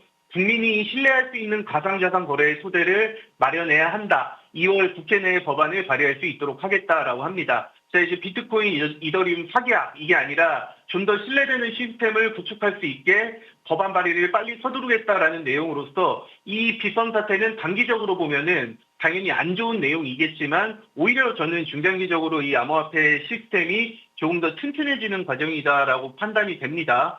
실제로 그리고 이번 사태로 인해서 투자자들이 피해를 본 건 없어요. 그 빗썸 사용하시는 분들은 그 이상의 그 베네핏을 다 받으셨고요. 문제는 그냥 이제 불안감 때문인데 그 불안감은 뭐 그렇게 크게 걱정은 하지 않아도 된다. 오히려 이번 사태로 인해서 시장이 조금 더 단단해지는 과정이다라고 생각을 하시면 되실 것 같습니다. 다음 화면 보여주시면요. 지금 문제는 그 이 빗썸 사태가 아니라 그 지금 이란에서 지금 핵 협상을 미국하고 계속 하고 있잖아요. 근데 미국에서 계속 그냥 뭐 액션인지 아니면 실제로 그런 뭐 리액션을 취할 것인지는 모르겠지만 자꾸 자국민한테 이란 떠나라라고 경고합니다. 지금 협상이 진행되는 과정에서 입장 차이가 너무 크다고 해요. 지금 현재 글로벌 증시는 많이 올랐기도 했고 코인 같은 경우는 아니지만 많이 올랐기 때문에 언제 조정이 나와도 이상하지 않은 상황이란 말입니다. 이런 상황에서 또 이런 매크로적인 악재가 나오면은 참 이 자산이라는 게 많이 오른 종목은 조정을 받아도 조금 덜 받는데요. 오르지 않거나 빠지는 종목들은 악재가 나오면 더 크게 조정을 받는 경향이 있습니다. 그래가지고 비트코인이 지금 예민한 상황이기 때문에 이런 매크로적인 악재가 또 한 번 시장에서 반영이 된다면 다시 한번 가격을 흔들 수 있습니다. 그래서 지금 여러분들은 이제 비트코인 많이 빠졌으니까 지금 몰빵해도 돼? 뭐 이런 식의 투자를 하시는 게 아니라 차근차근 천천히 모아가시기에는 지금 가격이 매력적인 가격은 맞는데 여전히 지금 시장은 민감하고 그 변동성이 심하게 나오기 때문에 단타 트레이딩을 꼭 병행하셔야 된다. 제가 이 말씀을 항상 강조하고 있습니다. 올랐다가 빠지면 아무것도 얻는 게 없지만 올랐을 때 잠깐 팔고 빠졌을 때 밑에서 다시 사면은 그 변동성을 우리는 수익으로 가져가실 수 있는 거예요. 특히나 지금 같은 경우는 변동성이 굉장히 잘 나오고 있는 시장 상황이기 때문에 비트코인 자체는 중장기적으로는 무조건 크게 올라가는 건 맞지만 단기적으로 빠지더라도 공매도 포지션을 이용해서 수익을 낼 수 있습니다. 그건 제가 이따 뒤에서 설명을 드리도록 할 건데요. 다음 화면 보여주시면은 지금 전 세계에서 비트코인이나 이더리움을 제일 많이 모으고 있는 스트레티지라든지 비트마인이라든지 지금 평가 손실이 엄청납니다. 그러니까 여러분들 뭐 주식이나 코인 사가지고 물리면 계좌에 마이너스 찍혀 있으면 되게 기분 안 좋고 짜증나잖아요. 이들은 그게 상상을 초월한다라는 거예요. 지금 스트레티지 같은 경우는 780만 달러 그리고 비트마인은 770만 달러가 물렸는데 이게 하나로 치면은 10조 원입니다. 10조 원. 각각 10조 원 이상씩이 그 계좌에 마이너스로 찍혀 있는 상황이에요.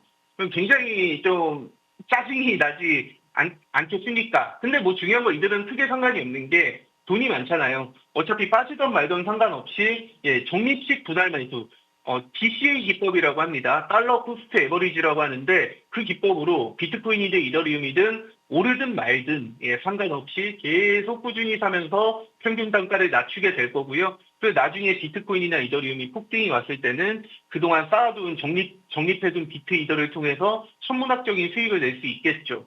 자, 다음 화면 보여주시면은 우리나라에서 비트코인으로 가장 많은 수익을 냈다고 알려진 원유띠라는 분이 있는데 이분이 커뮤니티에서 나 지금 마이너스 200억 손실 중이야라고 이런 그 글을 올리셨더라고요. 그래서 평가 손익이 마이너스 200억이 찍혀 있습니다. 자, 여러분들이 여기까지 보시면 어떤 생각을 하셔야 되냐면은 자, 지금 앞에서 스트레티지가 비트코인을 6년 동안 매집을 했거든요. 6년 동안. 6년 동안 매집을 했었고 실제로 비트코인이 12만 달러까지 갔을 때 엄청나게 수익 구간이었습니다. 근데 그때도 안 팔았어요. 그때도 안 팔았고 지금 빠져가지고 마이너스 10조 원이 된 건데 그러면은 지금 스트레티지는 6년 동안 지금 시간을 날린 거다라고 볼 수 있겠죠. 현재 기준으로 보면은. 근데 우리 입장에서는 지금 이런 월가의 거물들, 슈퍼리치들도 시간과 돈을 이렇게 투자하고 있는데도 성과가 안 좋아. 그러면은 지금 우리는 훨씬 더 유리한 상황에서 투자를 할 수 있는 상황이란 말입니다. 자, 다음 화면 보시면은 저희 이 블록체인은 크립토 시장은 고래들의 포지션을 추적할 수 있는 게 굉장히 매력적입니다. 실제로 돈 많은 사람들이 어떻게 투자하는지 우리가 따라서 매매를 할 수도 있고요. 실제로 이 10월 10일 내부적으로는 악재가 나오기 전에 하락 포지션으로 굉장히 크게 수익을 냈었어요.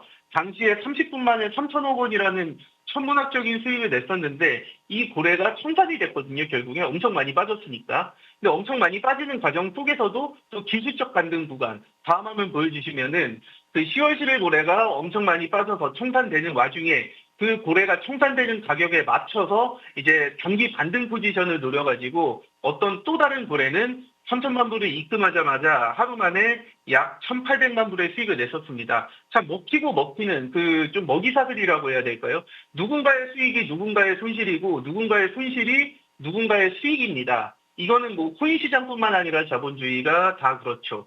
그리고 우리가 생각할 때는 똑똑한 투자를 하려면은 이런 여러 가지 정보들을 잘 조합해서 내가 취할 수 있는 최상의 포지션만 취하고 최대한 빨리 수익 내고 최대한 빨리 나오는 매매를 반복하셔야 됩니다. 이게 단타를 말씀을 드리는 거예요. 그러니까 결국에는 이 코인뿐만 아니라 자본주의는 모두를 부자로 만들어 줄 수 없기 때문에 지금 시장 굉장히 예민하고 어떤 방향으로 흘러가도 이상하지 않잖아요. 그래서 이런 고래들의 포지션이라든지 실제로 그 어떤 방향성으로 내가 단기적으로 봐야 될까 냉정하게 판단을 해야 될 필요가 있습니다. 다음 화면 보여주시면요. 그 아직도 비트코인 투자하시는 분들이 모르고 있는 게 그냥 물려가지고 기다리세요. 비트코인이든 이더리움이든 뭐 솔라나 리플 이런 거 많이 물려 계신데 하락장에도 수익을 낼 수 있습니다. 요 업비트나 빗썸 제일 많이 사용하시잖아요. 지금 투자자분들. 여기 대놓고 광고를 해요. 하락장에서도 수익 내세요. 이렇게 광고를 합니다. 쉽게 말해서 공매도를 할 수 있다라는 거예요.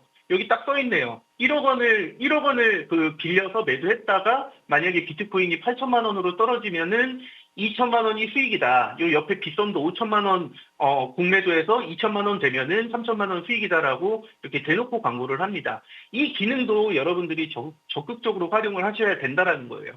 제가 말씀을 드리는 거는 공매도 쳐서 이제 떨어질 거니까 공매도 쳐서 수익 내자라는 말을 하는 건 아니고요. 물론 그렇게 될 수도 있겠지만 우리는 전쟁터에 나갈 때 여러 가지 무기를 다 가지고 계셔야 됩니다. 시장은 지금 상황에서 더 오를 수도 있고요. 더 단기적인 조정을 받을 수도 있습니다. 어떤 시장 상황이 오더라도 나는 그 시장 상황에 맞게 수익을 내셔야 된다. 그래서 이런 공매도 포지션도 필히 병행을 하셔야 되고요. 지금 제 그 얼굴 밑에 QR코드 나가고 있습니다. QR코드 그 카메라로 찍으셔가지고 저희 팀방 들어오시면은 이런 공매도하는 방법이라든지 단타 포지션 24시간 무료 제공해드리고 있으니까 들어오시면 되고요. 방송 보시는 분들은 고정 댓글에 링크 클릭하셔서 메신저 창 열리면 마찬가지로 그 메신저 창에다 방송 잘 봤습니다. 공매도하는 방법 가르쳐주세요. 단타 치는 방법 가르쳐주세요. 수익 많이 내고 싶습니다. 이렇게 메시지 보내주시면 될 것 같습니다.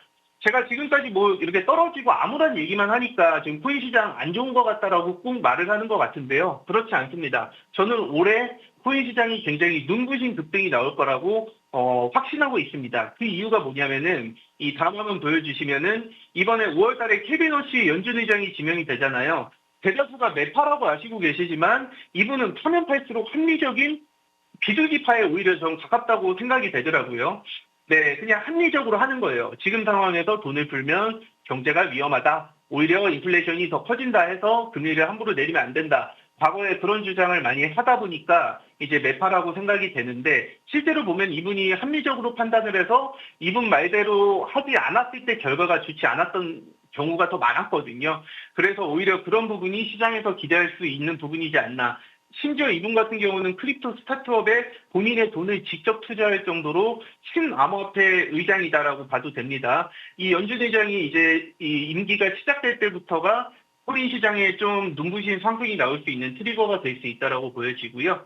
다음 화면 보여주시면은 그래서 지금 개인 투자자들은 대다수가 시장을 떠났거나 지금 위에서 물려가지고 어찌어찌 못하는 과정에서도 고래들은 엄청나게 사고 있습니다. 고래들은 엄청나게 많이 사고 있어요.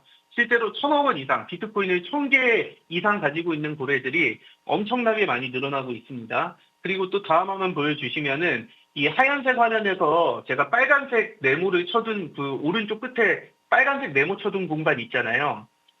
이게 2026년도 들어와서 급격하게 고래들의 포지션이 많이 늘어났다는 뜻입니다. 이게 3년짜리 차트인데 자 2년 넘게는 고래들이 그렇게 활동을 많이 하지 않았어요. 올랐으면 팔고 조금 빠지면 사고 이런 식의 고래들이 있었는데 2026년 들어오자마자 급격하게 고래들이 많이 사고 있다. 이거는 분명히 시사하는 바가 있습니다. 물론 이들도 물렸겠죠. 지금 최근에 코인 많이 빠졌으니까. 근데 제가 앞에서 말씀드렸죠. 코인은 떨어져도 상관이 없다. 이들은 떨어졌을 때 계속 적립식으로 샀다가 나중에 급등 나왔을 때 또 팔면 되니까. 그러니까 여러분들이 이런 고래들 같이 돈이 정말 엄청 많아요. 뭐 몇백억, 몇천억 있어요. 그러면은 그냥 계속 이렇게 떨어지든 말든 사면 되는데 개인 투자자들은 그렇지 않잖아요. 대다수가 좀 빠른 좀 수익을 원하시고 좀 시장에서 좀 빨리 성과를 내고 싶어 하시다 보니까 좀 그런 컨트롤이 안 돼가지고 좀 조급하게 하시다가 실패를 하시는 경우가 많습니다. 그래서 지금은 차분하게 오히려 한순위 고르시고 단타 포지션으로 상승이면 상승, 하락이면 하락 이렇게 포지션에 맞게 하셔서 수익을 올리셔야 된다라고 말씀을 드리겠습니다. 자, 그동안에 다음 화면 보여주시면 비트코인 청산금액 순입니다. 이거의 공통점이 뭔지 아시나요? 1위, 작년 10월 10일에 30조 원 청산됐고요. 그 레버리지 청산, 그 2021년도에 급등 나왔을 때도 11조 원 청산됐었고, 코로나 팬데믹 때 5조 청산됐었고요. 그 테라 루나 사태 때 4.4조 원, 그리고 최근에 3조 원이 추가로 청산이 됐습니다. 자, 다음 한번 보여주시면, 자, 역사상 모든 폭락이 가장 큰 급등 신호였습니다. 그러니까 이 폭락이 나왔다는 게 이제 코인 시장이 끝났다라는 게 아니라 반등이 나오고 더 큰 상승이 나오기 위한 가장 확실한 시그널이었다는 말씀이에요. 이 말은 이거 차트 보시면은 그대로 아실 수 있습니다. 고점에서 30%가 빠지고 50%가 반등했고요. 60%가 빠지고 260%가 반등을 했습니다. 그 다음에는 62%가 지금 빠졌거든요. 이더리움 기준으로. 그럼 여기서 이제 바닥 잡고 상승 나오면 심지어 지금은 이더리움 같은 경우 스테이킹이라고 해서 물량도 많이 묶여 있고 지금 비트마인도 본인들이 가진 이더리움을 팔 리는 없기 때문에 앞으로 상승이 나온다면 유통 물량이 부족하면서 좀 더 큰 오버슈팅이 나올 수 있는 준비도 돼 있다라는 말씀을 드리고요. 정리하면은 지금은 여러분들이 중장기 투자하시기에는 너무나 좋은 가격입니다. 여기서 제가 말하는 중장기 가격은 최소 1, 2년 이상 투자하신다는 기준이에요. 중장기로 1, 2년 이상 보고 내가 비트코인, 이더리움 투자하겠다. 너무 매력적인 가격이니까 천천히 매수해 보시는 거 좋은 것 같고요. 지금 고점에서 물려 계시거나 혹은 난 좀 빨리 수익 내고 싶어. 나는 시장에서 좀 버티기가 너무 힘들어서 좀 살아남는 방법을 배우고 싶어 하시는 분들은 단타 트레이딩을 필히 병행을 하셔야 됩니다. 그냥 가만히 계시는 거는 절대로 방법 아니에요. 단타 트레이딩 필히 병행하시고 지금 비트는 7만 달러, 이더리움이 2천 달러 부근에서 좀 왔다 갔다 하고 있으니까요. 가만히 계시기보다는 많이 올랐을 때는 공매도, 많이 빠졌을 때는 상승으로 단타 트레이딩 하면서 시장에서 살아남는 게 가장 중요하다라고 말씀드리겠습니다. 네, 단타 포지션 잘 잡고 싶으신 분들 우리 불세 대표님과 함께 해보시기 바라겠습니다. 자, 그럼 코인 시장 여쭤볼게요. 지금 안정화가 좀 되고 있는 모습인 것 같은데요. 소폭 상승했습니다. 이 시장 어떻게 보고 계실까요? 네, 비트코인 차트부터 보면서 말씀드리면 사실 이제 저점이 다 깨졌기 때문에 지금 크게 의미가 없어요. 지금 보시면 아시겠지만 여기 7만 5천 달러 스트레티지 평단 깨졌고 이제는 여기 전 연저점도 조금 깨졌다가 반등이 나오고 있는 그런 상황이기 때문에 뭐 어느 정도 지지는 해주고 있습니다. 근데 중요한 거는 여기서 이렇게 드라마틱하게 급등이 나오기는 힘들다는 거예요. 자, 여기서 이제 오르는 척 하다 빠지고 오르는 척 하다가 빠지면서 바닥을 잡아가면서 천천히 우상향을 할 가능성이 현재로서는 제일 높고요. 그러다가 또 아까 말씀드렸듯이 그 이란에서 이상한 뭐 협상 잘 안 되면 또 한 번 더 저점 테스트를 할 가능성도 있겠고요. 그러니까 시장이 이렇게 유기적으로 움직이기 때문에 여러분들이 가만히 계시면 안 되고 단타 트레이딩을 하자라는 말씀을 계속 드리는 거고요. 이거를 분봉 차트로 보면은 더 확실해집니다. 진짜 쉽거든요. 여러분들이 또 어렵다고 생각하시는데 사실 단타 트레이딩은 굉장히 쉽습니다. 자, 보시면 아시겠지만 지금 이게 하락 추세일 때는 이렇게 쭉 하락이 나오다가 어느 정도 지지를 시작을 하니까 그때부터는 빠지더라도 반등을 합니다. 하락 추세일 때는 제가 아까 말씀드렸던 공매도 포지션 수익 내실 수 있고 그리고 이제 반등 저점 잡고 상승 나올 때는 지지선에서 상승 포지션을 잡아볼 수 있는 거예요. 자, 이더리움도 마찬가지입니다. 이더리움 같은 경우도 2,000달러를 지키네 마니에 하고 위태위태하게 싸우고 있는데 사실 이더리움이 2,000달러를 지키는 것도 중요하지만 전저점이 지금 1,400달러거든요. 작년에 이 1,400달러를 테스트할 가능성도 배제를 하면 안 됩니다. 현재는 뭐 여기까지 빠질 가능성은 지극히 적어 보이지만 어쨌든 올라가긴 할 거거든요. 어쨌든 급등은 나올 건데 이렇게 빠졌다 갈지 아니면 여기서 횡보하다 갈지는 그거는 시장 변수가 너무 많기 때문에 절대로 확신하고 여러분들이 포지션을 들어가면 안 돼요. 그냥 시장 상황에 맞게 하락 추세면은 나는 공매도 잡고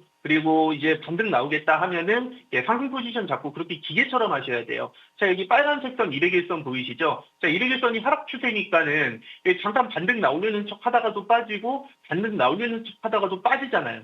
근데 이제 201선 돌파하고 나니까는 그때부터는 저점 유지해주면서 상승 시도를 계속 하고 있는 겁니다. 그러니까 이런 변동성을 여러분들이 가만히 계시지 마시고 꼭 기회로 활용하셔서 수익으로 챙기셔야 됩니다. 이런 단타 트레이딩 하시는 방법들 지금 제 얼굴 밑에 QR코드 그 카메라로 찍으시면 링크가 열리는데요. 그 대화창 열리면은 방송 잘 봤습니다. 저희 팀방 입장시켜 주세요라고 하시면 되고요. 너튜브 보시는 분들은 마찬가지로 고정 댓글에 링크 있으니까 링크 통해서 그 대화창 열리면은 거기서 팀방 입장시켜 달라고 요청해 주시면 되는데 100% 무료입니다. 뭐 며칠 뒤에 뭐 며칠만 무료로 해드리다가 나중에 뭐 회비 내라 이런 거 없으니까요. 전부 다 적극적으로 참여하셔서 지금 변동성 사실 굉장히 잘 나오고 있기 때문에 단타 쳐서 수익 내시기 굉장히 좋은 시장 상황이에요. 이 부분 꼭 잊지 마시고 많은 참여 바라겠습니다. 네, 그럼 보유하신 분들, 대응이 필요하신 분들이나 중장기적으로 신규 매수 고민하시는 분들도 우리 정보방에 입장하면은 다양한 전략 받을 수 있을까요? 네, 맞습니다. 지금 PPT 화면 또 하나 띄워주시면은 실제 팀방에서 저희가 어떻게 리뷰를 해드리고 있는지 보여드립니다. 그냥 무작정 저희가 말씀을 드리는 게 아니라 이렇게 보조지표, 스토캐스틱이라든지 RSI 보조지표, 혹은 볼린저 밴드나 일목구름, 뭐 지지선, 저항선, 다이버전스 여러 가지 보조지표 기법들을 활용합니다. 이런 보조지표 기법들을 활용을 하면서 자 지금 자리에서는 상승 가능성이 높으니까 이렇게 골든 크로스 나왔고 여기서 상승 포지션 잡아보자. 이렇게 포지션 들여서 실제로 들이고 나서 얼마 안 지나서 급등이 나오면서 크게 수익이 났었고요. 다음 화면 보시면 아시겠지만 이게 실시간으로 움직이는 차트에서 저희가 지금 자리에서는 상승 노려보자, 지금 자리에서는 하락 노려보자 이런 식으로 계속해서 이렇게 코멘트를 24시간 드리고 있습니다. 코인 시장은 24시간 들어가기 때문에 저희는 24시간 신호 채널을 제공을 해드리고 있고요. 뿐만 아니라 제가 앞에서 보여드렸던 고래들, 몇 천억을 가지고 트레이딩을 하는 고래들이 지금은 어디에 포지션을 잡고 있고 지금은 어떤 시장 상황이고 지금은 온체인 데이터가 어떻게 돌아가는지 실시간으로 제공을 해드리기 때문에 여러분들이 수익 내시는 데 굉장히 도움이 많이 되실 겁니다. 다음 화면 보여주시면은 저희 팀방에서 실제로 수익을 많이 내신 분들이 감사하다라고 이렇게 메시지를 보내주시고 계시거든요. 저희 뭐 비용 받고 그런 거 하나도 없으니까요. 많이 참여하셔서 이렇게 수익 많이 내시고 감사 인사 보내주시면 좋을 것 같습니다. 다시 한번 정리합니다. 지금 QR코드 지금 얼굴 밑에 나가고 있죠.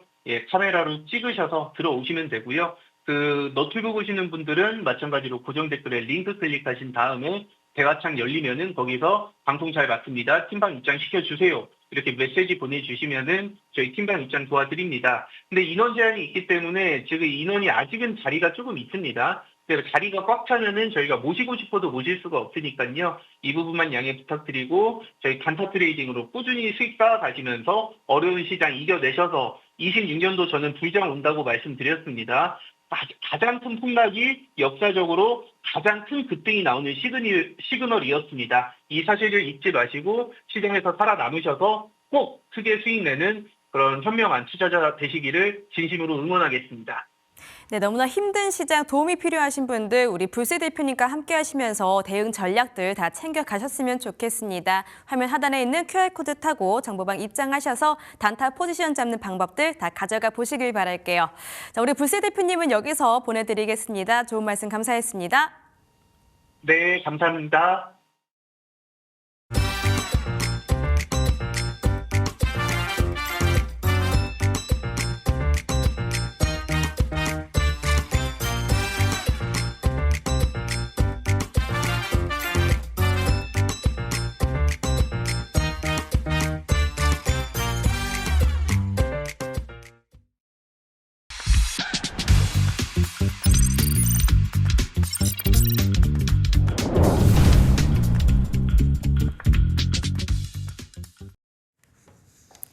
네, 이제 마감 준비해 보도록 하겠습니다. 오늘은 오리드홀딩스 권영우 대표 나오셨습니다. 안녕하세요. 안녕하세요. 예, 대표님 오늘 시장 진단부터 해볼 텐데요.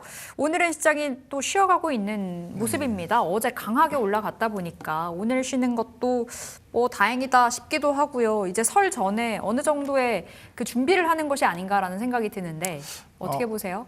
뭐 설 전이어서 이제 뭐 준비를 한다는 논리도 그럴싸합니다. 그래서 이게 외국인 입장에서는 그들은 이제 설 연휴를 지내지 않다 보니까 예. 오늘 시장이 좀 이렇게 주춤하는 이유는 외국인 수급이 그렇게 많이 들어오고 있지가 않거든요. 그런 걸 봤을 때 아무래도 지금 요새 최근에 이제 화두가 되는 게 AI 소프트웨어 쪽 관련해서 기업들이 과연 수익이 언제 나냐, 진짜 이 수익성이 확실한 게 맞냐.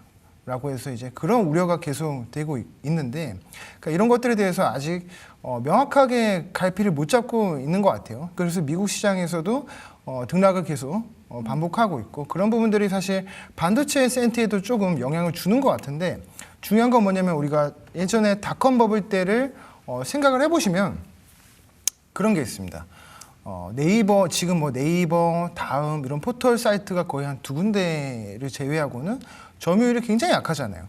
근데 닷컴 버블 때는 정말 엄청 많았어요. 네이버 점유율도 한 20%가 안 되고 막 10% 정도밖에 안 됐었는데, 그 당시 때에도 역시나 마찬가지로 이 포털 사이트 업체들이 굉장히 많이 투자를 했습니다.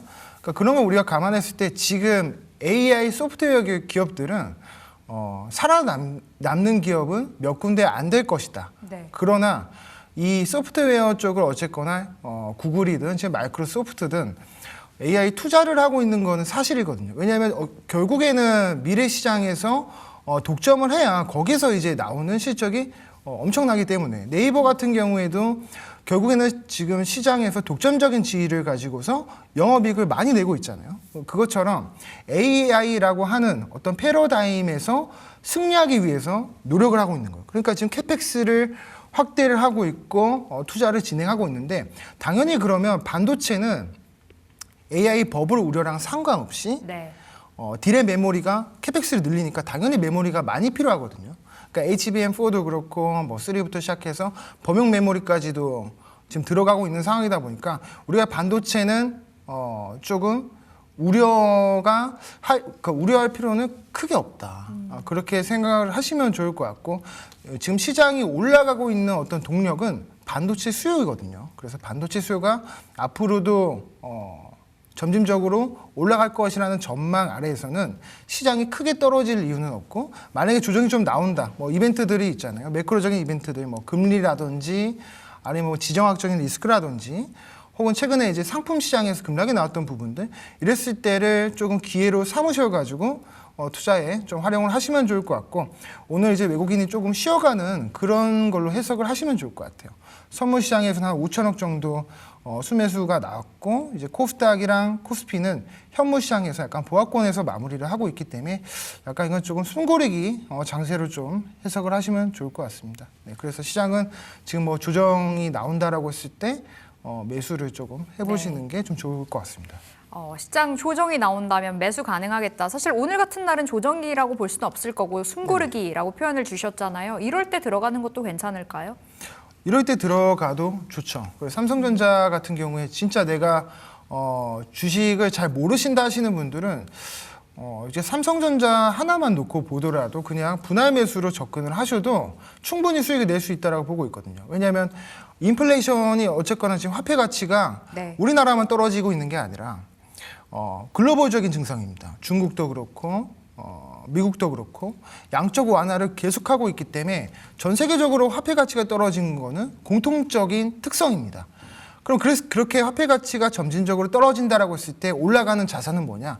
부동산 자산이 있고요. 두 번째가 주식 자산이거든요. 그래서 이제 당연히 너무 당연한 거지만 어떤 그 실물 자산 가치와 이 주식의 그 기업 가치는 화폐 가치가 떨어지면 떨어질수록 올라갈 수밖에 없는 거니까, 기업 실적이 뭐 좋아지지 않더라도, 파격적으로 좋아지지 않더라도 인플레이션 해지 상품으로도 삼성전자가 굉장히 적합한 종목이라고 저는 보고 있습니다. 네. 국내 1등 기업이다 보니까. 그래서 그런 측면에서 봤을 때 여러모로 지금 상단이 16만 6천 원에서 목표가 지금 21만 원, 24만 원까지 나오고 있는데 18만 원, 20만 원까지는 무난하게 좀 올라갈 수 있는 그런 종목이 될 것 같습니다. 네, 여전히 오늘 같은 장세에서도 매수 가능하겠다 사인 주셨고 삼성전자 콕 집어 말씀 주셨는데요.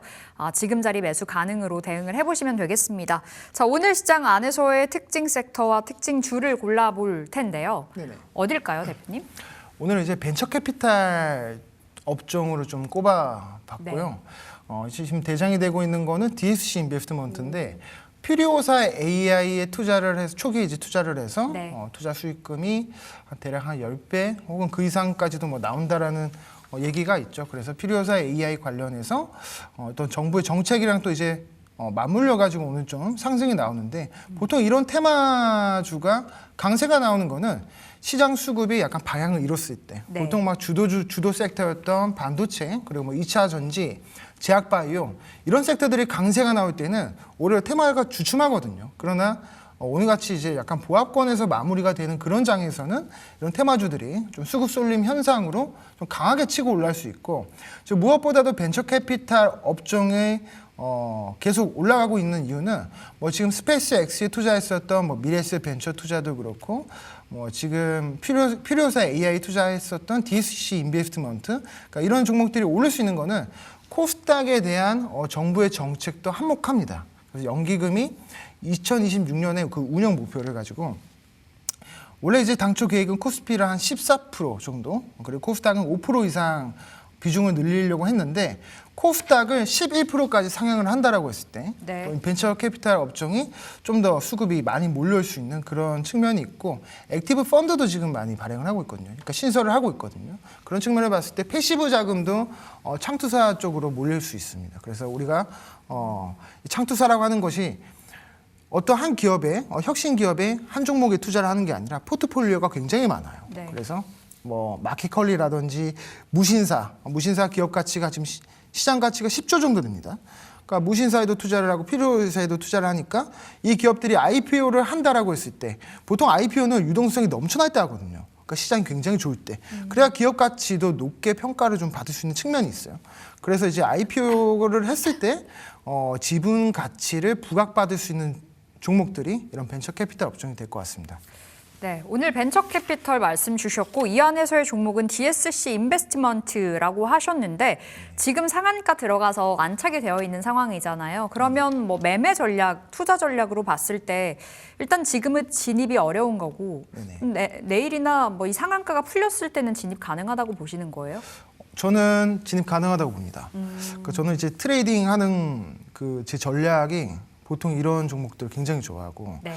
박스권 상단을 돌파하고 신고가를 갈 때 시장은 코스피 시장이 이렇게 계속 올라가고 있는 상황에서는 그동안 잠잠했었던 종목들이 새로운 가격으로 올라갈 때 유동성이 확 몰리거든요. 그래서 어떤 그 시장에 집중을 받고 있는 종목이다 보니까 조정이 나와도 그렇게 세게 오지 않고 바로 다시 올라가는 그런 양상이 뜹니다. 미래에셋 벤처 투자도 상한가 가고 그 다음에 추가적인 상승이 나왔거든요. 네. 그런 걸 봤을 때 DSC 인베스트먼트도 조정이 나온다라고 했을 때는 충분히 기회로 삼아 보셔도 좋을 것 같습니다. 네, 살펴보도록 하겠습니다. 오늘 상한가에 들어가 있는 종목인데요. 눌렸을 때 매수 괜찮겠다라는 사인 주셨습니다. 자, 오늘의 뭐 공략주는 아니었고 이제 공략주를 또 공개를 해봐야 되는 시간입니다. 네네. 지난주에는 현대차 말씀 주셨잖아요. 네네. 이번 주 오늘은 어딜까요? 오늘은 이제 그 현대차가 가지고 있는 아틀라스의 배터리를 공급하는 삼성 SDI를 가지고 왔습니다. 삼성 SDI 말씀 주셨는데 자, 일단 그러면 오늘 공략주 듣고 현대차 AS 해보도록 할게요. 네네. 자, 삼성 SDI 왜 오늘 공략을 하시나요? 왜냐하면 일단은 지금 현대차가 주가가 올라갔었던 이유가 네. 신고가를 갔었던 이유가 자동차 플러스 새로운 모멘텀이 로봇이 더해져서 올라간 거거든요. 그러니까 삼성 SDI가 최근에 올라온 것도 이 로봇에 대한 모멘텀이 더해지면서 올라가고 있습니다. 지금 아틀라스를 현대차가 양산을 하고 있는데 여기에 지금 직접적으로 공급하고 있는 거는 삼성 SDI밖에 없죠. 그래서 앞으로 이제 아틀라스가 본격적으로 올해는 3만 대지만 내후년에 추가적인 캐펙스를 확장을 한다라고 했을 때 당연히 들어가는 로봇 배터리가 주목을 좀 받을 수밖에 없고 이제 이 배터리 분야에서도 굉장히 좀 저렴한 배터리들은 사실 중국에서 많이 만들고 있습니다. 근데 이제 미국향 그리고 우리나라 같은 경우에는 밸류체인 자체를 이제 탈중국화를 하고 있습니다. 네. 그런 측면에서 봤을 때 한국산 배터리에 대한 어떤 필요성, 중요성이 굉장히 커지고 있는 그런 국면이라고 보시면 좋을 것 같고, 또 이제 LFP 배터리보다도 이 NCM 배터리가 로봇에 굉장히 적합합니다. 네. 다들 뭐 아시다시피 잘 아시겠지만, 그래서 NCM 배터리를 그럼 누가 잘 만드냐라고 했을 때는 우리 배터리 3사거든요. 그런 측면을 봤을 때 이 로봇 시장이 커지면 당연히 실적이 더해질 수밖에 없는 그런 종목이라고 보고 있고, 또 이제 마지막으로 이제 말씀드려야 되는 포인트는 최근에 이제 중국에서 리튬 가격을 비롯해서 원자재가 굉장히 치솟고 있습니다. 네. 보통 이제 2차 전지가 언제 올라가냐라고 했을 때 뭐 양극재 기업, 음극재 기업, 뭐 전해질 기업 다 통틀어서 리튬 가격이 반등이 나오고 이게 고가를 어느 정도 유지를 해줘야 같이 올라갑니다. 왜 그러냐면 결국 리튬을 떼와서 그것을 이제 다시 재판매를 하는 구조다 보니까 이 올랐다라는 어떤 그런 구실로 판가 인상을 할 수 있습니다. 그래서 판가 전이에 대한 기대감이 좀 더해질 수 있는 그런 종목이고, 또 이제 EV 배터리 관련해서도 이제 전기차 배터리 쪽도 지금 약간 수요가 둔화가 되고 있는 건 맞지만 그래도 가장 매출이 많이 나오고 있는 분야가 이 EV 배터리 쪽입니다. 최근에 삼성 SDI를 보면 포르쉐를 비롯해서 고객사를 좀 다변화하고 있어요. CATL이 원래 포르쉐의 핵심 고객사였는데 이걸 삼성의 SDI로 대체가 됐습니다. 그러니까 그런 걸 보더라도 이제 EV 쪽, 그리고 ESS 쪽, 그리고 이제 로봇 배터리까지 세 가지 복합 모멘텀을 다 가지고 있다. 이렇게 생각을 하시면 좋을 것 같습니다. 그래서 지금 한 차례 상승이 나오고 나서 눌림목이 지금 38만 원대에 좀 무난하게 좀 접근을 해보셔도 좀 좋을 것 같습니다. 그래서 목표가를 43만 원 이전 고점 부근에서 잡아드릴 거고요. 손절가를 30만 원으로 잡아드리도록 하겠습니다. 네, 오늘 삼성 SDI 받았습니다. 지금 자리 종가 베팅 가능하다 사인 주셨는데 여러 가지 모멘텀이 모아지고 있는 자리인 듯합니다. 비금속 가격이 올라가고 있다고 하죠. 탄산륨 가격이 계속해서 올라감에 따라서 앞으로 수익성 개선에 대한 기대감이 자리를 하고 있고, EV 배터리 그리고 ESS 그리고 최근에 2차 전지 단에서 부각이 많이 되고 있는 모멘텀은 단연 로봇이죠. 로봇까지도 살펴보시면서 삼성 SDI 접근해보자 말씀을 주셨습니다. 자, 목표가는 43만 원으로, 손절가는 우리 30만 원으로 체크해 보도록 하겠습니다. 자, 오늘 삼성 SDI 화면 통해서 정리하고 돌아오겠습니다.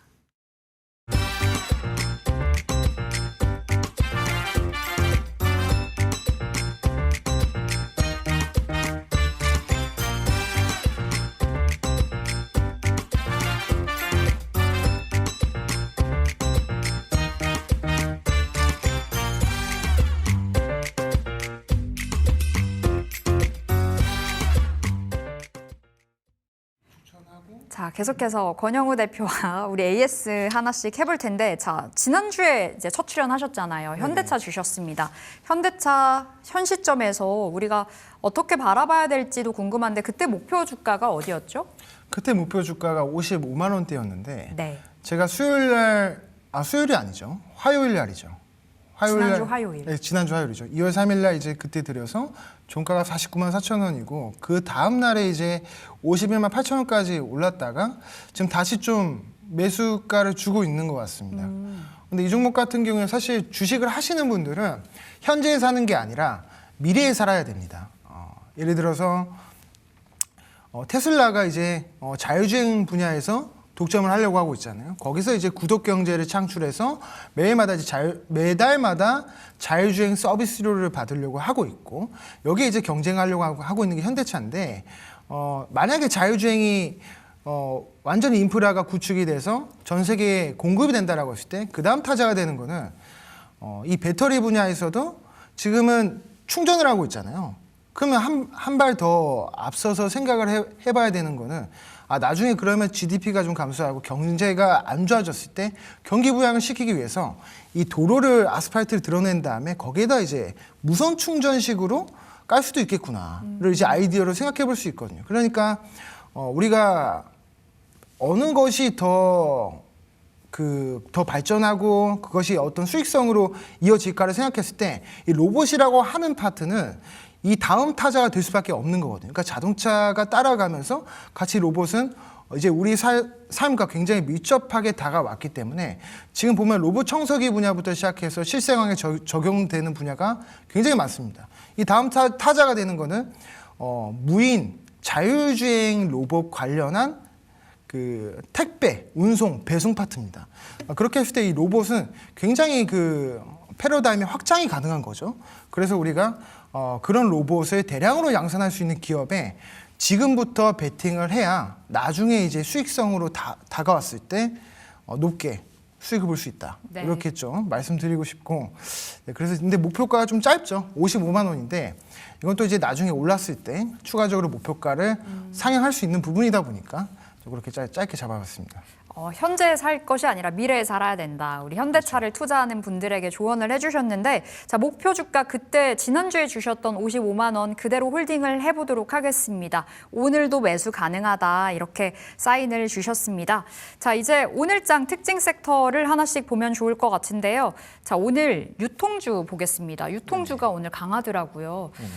시장이 쉬어가니까 뭐 최근에 부각이 되지 않았던 섹터로 자금 유입이 좀 활발한 것도 같은데 네네. 오늘의 유통주의 상승 어떻게 바라보세요? 오늘은 유통주가 올랐던 거는 약간 이벤트가 있었습니다. 새벽 배송. 네네. 정부 이제 새벽 배송 규제를 완화한다라고 하니까 이제 쿠팡이 사실 어떻게 보면 독점적인 지위를 가지고 있었는데 여기서 이제 후발주자인 기업들이 오히려 이 시장의 파일을 좀 가져올 수 있을 것이다라는 기대감으로 한 이마트라든지 CJ, 대한통운 뭐 이런 종목들이 좀 강세가 많이 나오고 있습니다. 근데 이건 어디까지나 사실 이벤트성에 좀 불과하고 단발성인 측면이 좀 강하거든요. 만약에 좀 수익을 보신다 하시는 분들은 분할로 좀 익절을 하는 게 좀 좋을 것 같습니다. 왜냐하면 이마트랑 네이버 그리고 뭐 마켓컬리 이쪽이 원래 새벽 배송을 시도를 해봤습니다. 근데 이제 쿠팡과의 어떤 그 경쟁 구도에서 약간 좀 뒤처진 상황에서 다시 지금 치고 올라간다라고 해서 지위를 차지할 수 있을 것인가 이거에 대해서 좀 고민을 해봐야 되는 네. 그런 측면이다 보니까 일단은 초기 시장 지위자가 여전히 지금 쿠팡을 이용하는 그 이용자가 1,400만 명 정도 되거든요. 아직도 건재한 상황이다 보니까 이거는 지금 이슈가 나왔을 때 오히려 매도를 하는 게 좀 좋을 것 같습니다. 네, 유통주 오늘 핫하게 흘러가고 있는데 오히려 보유자들의 영역에서 대응을 해보자라고 말씀을 주셨습니다. 오늘같이 튀어 올라갔을 때 오히려 챙겨서 나오자라는 관점으로 답을 전해주셨네요. 자, 지금 3시 22분 넘어갑니다. 오늘 동시호가 특징주들도 챙겨봐야 될 텐데 첫 번째로는 삼천당제약 봐주세요. 삼천당제약이 지난주까지 고공행진을 펼쳤습니다. 59만 원이 신고가인데요. 오늘장에서는 장중에 골깊은 하락도 보여줬었거든요. 8%가량의 하락이요. 네네. 삼천당제약에 대해서는 어떻게 바라보세요? 일단은 오늘 지금 실적 발표가 나왔더라고요. 네. 연결 기준에서 흑자 전환을 해서 이 재료 소멸이 좀 나오는 것 같아요. 그러니까 오히려 세론으로 작용이 돼서요? 그렇죠. 왜냐하면 실적이 좀 좋아질 거다라는 어떤 그 기대치를 가지고 이미 올라온 상태다 보니까 또 이제 투자 주의라는 딱지도 붙었고 이런 상황에서는 보통 실적 발표가 나오면 세론으로 좀 작용을 하는 게 좀 많이 있습니다. 그래서 지난번에도 이제 반도체도 삼성전자를 비롯해서 SK하이닉스도 실적 발표를 하자마자 급락이 나왔습니다. 물론 이제 지금 증시 매수 대기 자금도 높고 반도체 수요는 굉장히 견조하다라고 지금 모두 다 알고 있기 때문에 다시 좀 이 낙폭을 만회하는 모습이 나타났지만 기본적으로 제약바이오 기업들 같은 경우에는 실적이 드라마틱하게 나오지 않으면 보통은 세론으로 작용을 합니다. 그래서 제약바이오를 매매할 때는 실적 발표 전에 좀 매도를 해라. 그러니까 이런 전략을 많이 드리고 있는데 물론 이제 삼천당제약 같은 경우에도 오늘 세론 나오고 있지만 그래도 비교적 낙폭을 좀 장후반에 만회를 하는 모습이 좀 나타나고 있고 앞으로 이제 코스닥 부양 정책에 따라서 지금 가는 가고 있는 어떤 코스닥 상위 종목들, 시가총액 상위 종목들의 수급 유입은 계속될 수밖에 없기 때문에 만약 3,000당 제약을 지금 좀 부담스러운 자리이긴 합니다만 한 45만 원대까지 떨어지면 이것도 좀 기회로 삼아 보셔도 좋을 것 같습니다. 네, 오늘 실적이 발표되고 나서 오히려 세론으로 작용이 됐다라고 말씀을 주셨는데 오히려 눌렸을 때 매수 가능한 구간으로 살펴주셨거든요. 참고해 보시면 좋을 것 같고 두 번째 종목으로도 우리 제약바이오 볼 텐데요. ABL 바이오 보겠습니다. ABL 바이오는 최근에 이 사노피와의 기술 이전에서 잡음이 들리면서 주가가 급락을 했었거든요. 근데 사실 이렇게 급락하고 나면 뭐 회사에서 이야기도 전해오고 그러면서 주가도 좀 반등을 빠르게 보여주는 기업들이 많았던 것 같은데 ABL 바이오는 그때보다 더 내려가 있습니다. 이런 자리는 어떻게 봐야 될까요? 일단 그거를 좀 만회를 하려고 저번에도 이제 말씀을 드렸지만 보통 이렇게 마일스톤 계약을 하고 취소하는 건들이 굉장히 많이 있습니다. 제약바이오 기업들에 워낙 많이 있는 일이다 보니까 네. 이게 주가가 오른 상태에서 사실 그런 이벤트가 나오면 매도를 일단 하는 게 맞아요. 매도를 하는 게 맞지만 최근에 이제 어떻게 본다면 이 주가 부양에 대한 책임을 가지고 사노피가 다시 조금 정정해서 뉴스로 좀 말을 했거든요. 일단 질의에 대한 어떤 공식 답변을 했는데 프로젝트 우선순위가 조정이 된 거는 맞지만 그래도 협업은 유지하고 있다. 그러니까 우리 ABL 바이오랑 사노피와의 관계는 우호적이다, 좋다. 그러니까 이렇게 좀 잘 포장을 좀 잘 하진 않았죠. 사실 그 내용물만 보면 그대로 우선순위는 조정이 된 거는 맞거든요. 그건 팩트거든요.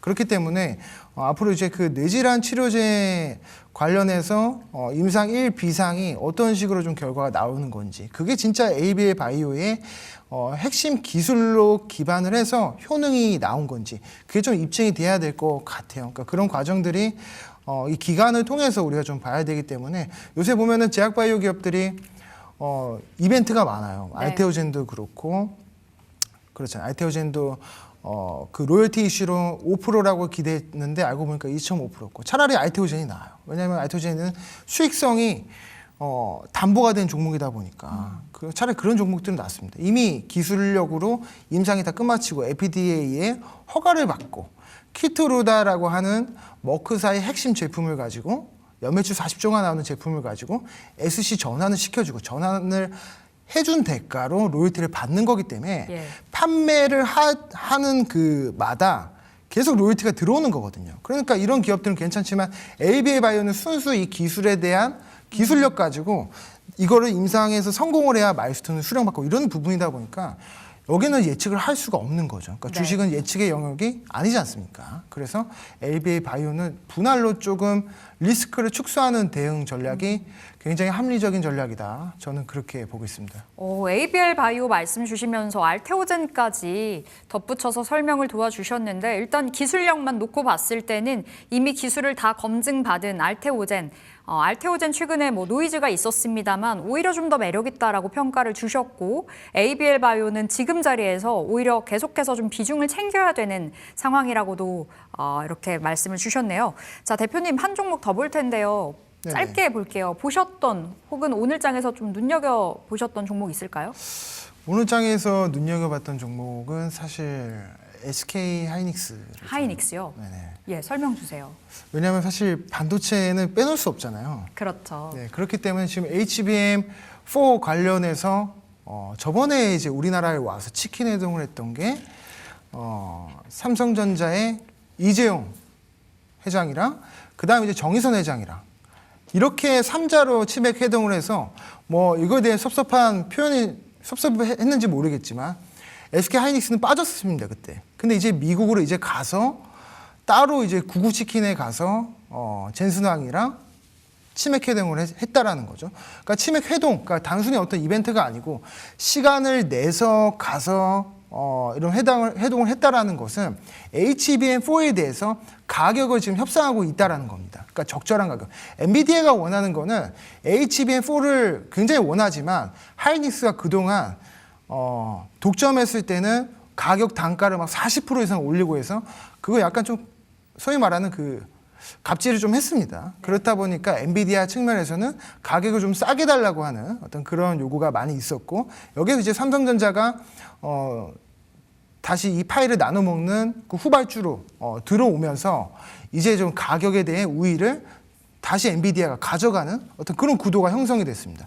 그러니까 이런 측면에서 봤을 때 이 HBM 관련해서 어떤 좋은 협상이 좀 충분히 나올 수 있을 거라 보고 있고, 지금 많이들 지금 AI 그 수익성에 대해서 우려를 하고 있지만 사실 뭐 그 마이크로소프트나 구글이나 지금 이미 인프라를 통해서 솔루션을 통해서 매출이 있기 때문에 크게 걱정을 안 하셔도 좋을 것 같습니다. 그래서 하이닉스 같은 경우에는 80만 원 중반 그 이하로 떨어지면 이것도 매수 기회로 잡아보시면 좋을 것 같습니다. 네, SK하이닉스 오늘 마지막 종목으로 살펴봤습니다. 역시나 매수 사인 주시면서 오늘 여기서 마무리 지어보도록 할게요. 오늘 오리드 홀딩스 권영우 대표 함께했습니다. 대표님 오늘 말씀 고맙습니다. 네, 이제 화요일장 마감을 코앞에 두고 있는 상황인데요. 우리 마감 시보 듣고 돌아오도록 하겠습니다.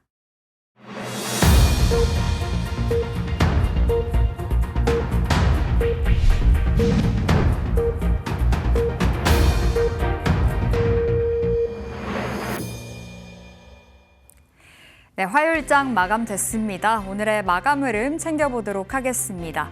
자, 오늘 우리 시장은 어제와 사뭇 다른 흐름이 연출이 됐는데요. 어제는 초강세 흐름이었다면 오늘은 그 자리에 그대로 현상 유지라고 봐야 될까요? 머물러주는 모습이었습니다. 제자리 지키기 하는 모습이었고 오늘 위아래로의 변동성은 그렇게 크지 않았습니다. 보합 부근에서 그 방향을 잡고 흘러갔는데요. 상승분을 반납한 점은 오늘 장에서 꽤나 아쉬웠습니다. 일단 코스피와 코스닥, 현재 코스피는 보합 부근에서 오늘 장 종료가 됐습니다. 5,300선 지켜내기가 성공했죠. 5,301포인트에서 오늘 장 문을 닫았고요. 코스닥은 장중에 1%가량의 상승이었다가 상승분을 반납해서 약세로 전환이 됐습니다. 그래도 강력합니다. 1,110포인트를 계속해서 유지가 된 채 오늘 장에서 끝이 났는데요. 수급적인 측면 오늘 또한 좋았습니다. 어제 외국인들의 매수 포지션 전환이 있었는데 오늘도 외국인들의 순매수가 지속적으로 유입이 됐습니다. 유가증권 시장 안에서는 외국인과 기관의 동반사자 어제에 이어서 오늘도 들어와줬는데요. 외국인들의 1,100억 원의 순매수, 기관 투자자, 금융 투자 중심으로 오늘도 강력한 매수를 보였습니다. 어제도 장 마감이 다가오는 시점부터 금융 투자의 폭발적인 순매수가 살펴졌었고 제약바이오의 수급의 이동에 그 목격이 됐었는데요. 오늘 장에서는 제약바이오는 쉬어가는 흐름이었죠. 기관 투자자가 5,600억 원의 사자 보였고요. 외국인과 기관은 코스닥 시장에서 팔자 택했습니다. 선물 시장에서는 외국인들이 7,100억 원의 순매수, 기관 투자자는 1조 넘는 차익 실현 매물이 출회가 됐습니다. 시총상단에 속해 있는 종목들의 마감 분위기 살펴보겠습니다. 자, 삼성과 SK하이닉스 어제 날아올랐는데요. 오늘 장에선 0.3%, 1%가량의 하락을 보이면서 오늘 장 종료됐습니다. 현대차는 어제 다시 한번 아틀라스 영상이 공개가 됐었고 파급력이 상당했었는데 주가의 반영은 크게 되지 않았습니다. 오늘 장 초반의 상승분을 일부 반납을 하면서 0.5% 강보합 수준에서 거래가 종료됐고요. LG에너지솔루션은 1%대 약세로 마감이 됐습니다. 6위부터 10위까지의 종목들. 오늘 전방위적으로 쉬어갔는데요. 삼성바이오로직스가 1% 가까운 상승, 기아도 오늘 장에서 상승 마감했습니다. 어제 튀어 올라갔었던 SK스퀘어도 오늘 장에선 쉬었는데요. 3%의 약세 마감, 두산에너빌리티, 그리고 한화에어로스페이스. 한화에어로스페이스는 전일장에서 실적이 발표가 됐습니다. 지난 4분기 역대급 매출과 영업이익을 뽐냈음에도 불구하고 그 가이던스에는 미치지 못했습니다. 그렇다 보니 어닝 쇼크였었는데요. 하지만 목표 주가 일제히 상향 조정 들어갔었던 오늘장이었습니다. 4% 가까운 약세로 오늘은 문을 닫았고요. 코스닥 종목들 보겠습니다. 자, 코스닥 안에서의 종목들, 어제 제약바이오 쪽으로 강력한 상승이 있었지만 오늘은 쉬었습니다. 알테오젠이 2%의 약세, 그 밖에 에코프로 형제들 나란히 2% 약세로 마감이 됐고요. 레인보우 로보틱스도 2% 하락 마감했습니다. 자, 삼천당제약 오늘 실적 나왔는데요. 오히려 세론으로 작용이 되면서 장중에 주가 낙폭이 깊었습니다. 8%도 넘어가는 하락을 보였었는데요. 5%의 약세로 오늘 장 50만 원 선 지켜내면서 마무리가 됐네요. 자, 6위부터 10위까지의 종목들. 어제와는 다른 제약바이오입니다. 코오롱 티슈진부터 ABL바이오, HLB, 리가켄바이오까지 오늘 장에서 힘이 없었는데 리가켄바이오 정도가 소폭의 상승으로 오늘 끝이 났고요. 민호공업은 2%의 약세로 오늘 반도체 소부장, 중소형 반도체까지 오늘 장에서도 쉬어가는 흐름이 살펴졌습니다. 자, 이렇게 시장 분위기 살펴봤고요. 이어서 내일의 전략 챙겨보겠습니다.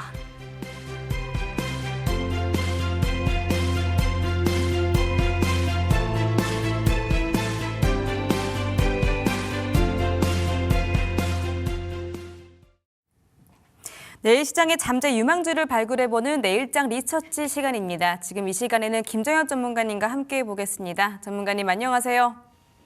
네, 안녕하세요. 네, 반갑습니다. 자, 오늘 양시장 다 오전장에 비해서 힘이 많이 빠진 채로 마감을 했습니다. 코스피 겨우 상승 마감했고요. 코스닥은 하락 마감했는데요. 오늘 시장 분위기 어떻게 보셨을까요? 네, 요즘의 증시 흐름을 보면은 아침에 NX 프리마켓에서의 움직임이랑 그다음에 정규장에서의 흐름이 좀 갈리는 경우들이 많이 나오죠. 업종들 안에서도 좀 흐름이 엇갈리는 경우들이 많고, 그다음에 이제 시장의 분위기도 오히려 이제 NX 시장에서는 또 좋았다가 또 정규장에서는 또 무거웠다가, 그다음에 애프터마켓에서는 또 이제 힘을 또 보탰다가 이렇게 좀 변동성들이 좀 많이 나오고 있는 그런 상황입니다. 우리 이제 미증시에 AI 버블 얘기가 나오면서 2월 초부터 이제 증시가 급락도 많이 나오고, 그 다음에 또 빠른 회복을 또 보이기도 했다가, 또 폭락도 나오고, 변동성이 계속해서 좀 커져 있는 그런 상황인데, 일단은 미증시 안에서는 어느 정도, 좀 우려감들이 진정이 되고 있는 그런 모습이긴 하나, 우리 증시 안에서는 아직까지는 이제 좀 관망 위주의 정세가 나오면서 좀 불안감들이 완벽한 또 기대감으로 전환이 아직까지는 좀 되지 않은 것 같다라는 생각이 듭니다. 다만 이제 최근에 코스닥이 굉장히 좀 빨랐었던 그런 상승이라던가, 그동안에 우리 증시가 오르막길을 굉장히 좀 탄탄하게 타고 올라갔었던 흐름들이라던가, 이런 것들을 또 감안한다라고 하면은 우리가 이제 다음 시기에 더 좋은 상승 사이클을 맞이하기 위해서 충분히 수용을 해야 되고, 그 다음에 이제 좀 어느 정도는 좀 안정감을 또 찾을 때까지는 어떻게 이제 보면 이제 조정 구간들을 같이 거쳐야 되는 그런 시기라고 생각을 합니다. 자, 그래서 오늘 우리 증시가 코스피랑 코스닥이랑 흐름이 조금 좀 엇갈렸죠. 코스닥은 오늘 개장 초에 갭상승 시작이 되었으나 전반적으로 좀 무거운 느낌들이 들었습니다. 코스닥 시총 상위 종목들은 대부분 좀 파란불들이 좀 많았었고, 그 다음에 이제 최근에 시장을 좀 주도하고 있었던 반도체 쪽이라던가, 아니면 이제 주도 업종으로 평가받고 있는 2차 전지라던가, 이쪽 안에서는 오늘 기술주 전반적으로 좀 숨고르기가 들어갔다라는 생각이 들고요. 이제 여러 가지 이슈들이 있겠지만은 어제 일본 안에서는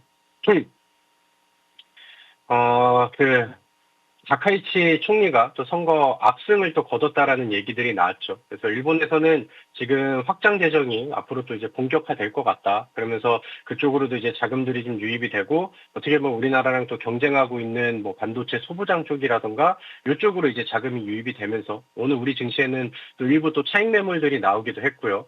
근데 또 코스닥 시장 안에서 움직임을 보면은 상승 종목들의 개수가 약하지는 않죠. 그리고 제약주 안에서는 중소형 제약주들한테는 오늘 또 매수 수급들이 또 이동을 하는 그런 모습들을 보여줬는데, 이제 전반적인 자금의 움직임이라던가 아니면은 예탁금의 규모라던가 움직임들 이런 것들을 보면은 시장 안에서, 그러니까 시장 밖으로 매도가 나가는 그림들은 나오진 않는 것 같아요. 다만 이제 업종 간 안에서의 일부 움직임들은 좀 나와주고, 시장 안에서는 주도 업종 안에서의 순환매는 여전히 좀 이어지고 있다라는 생각이 듭니다.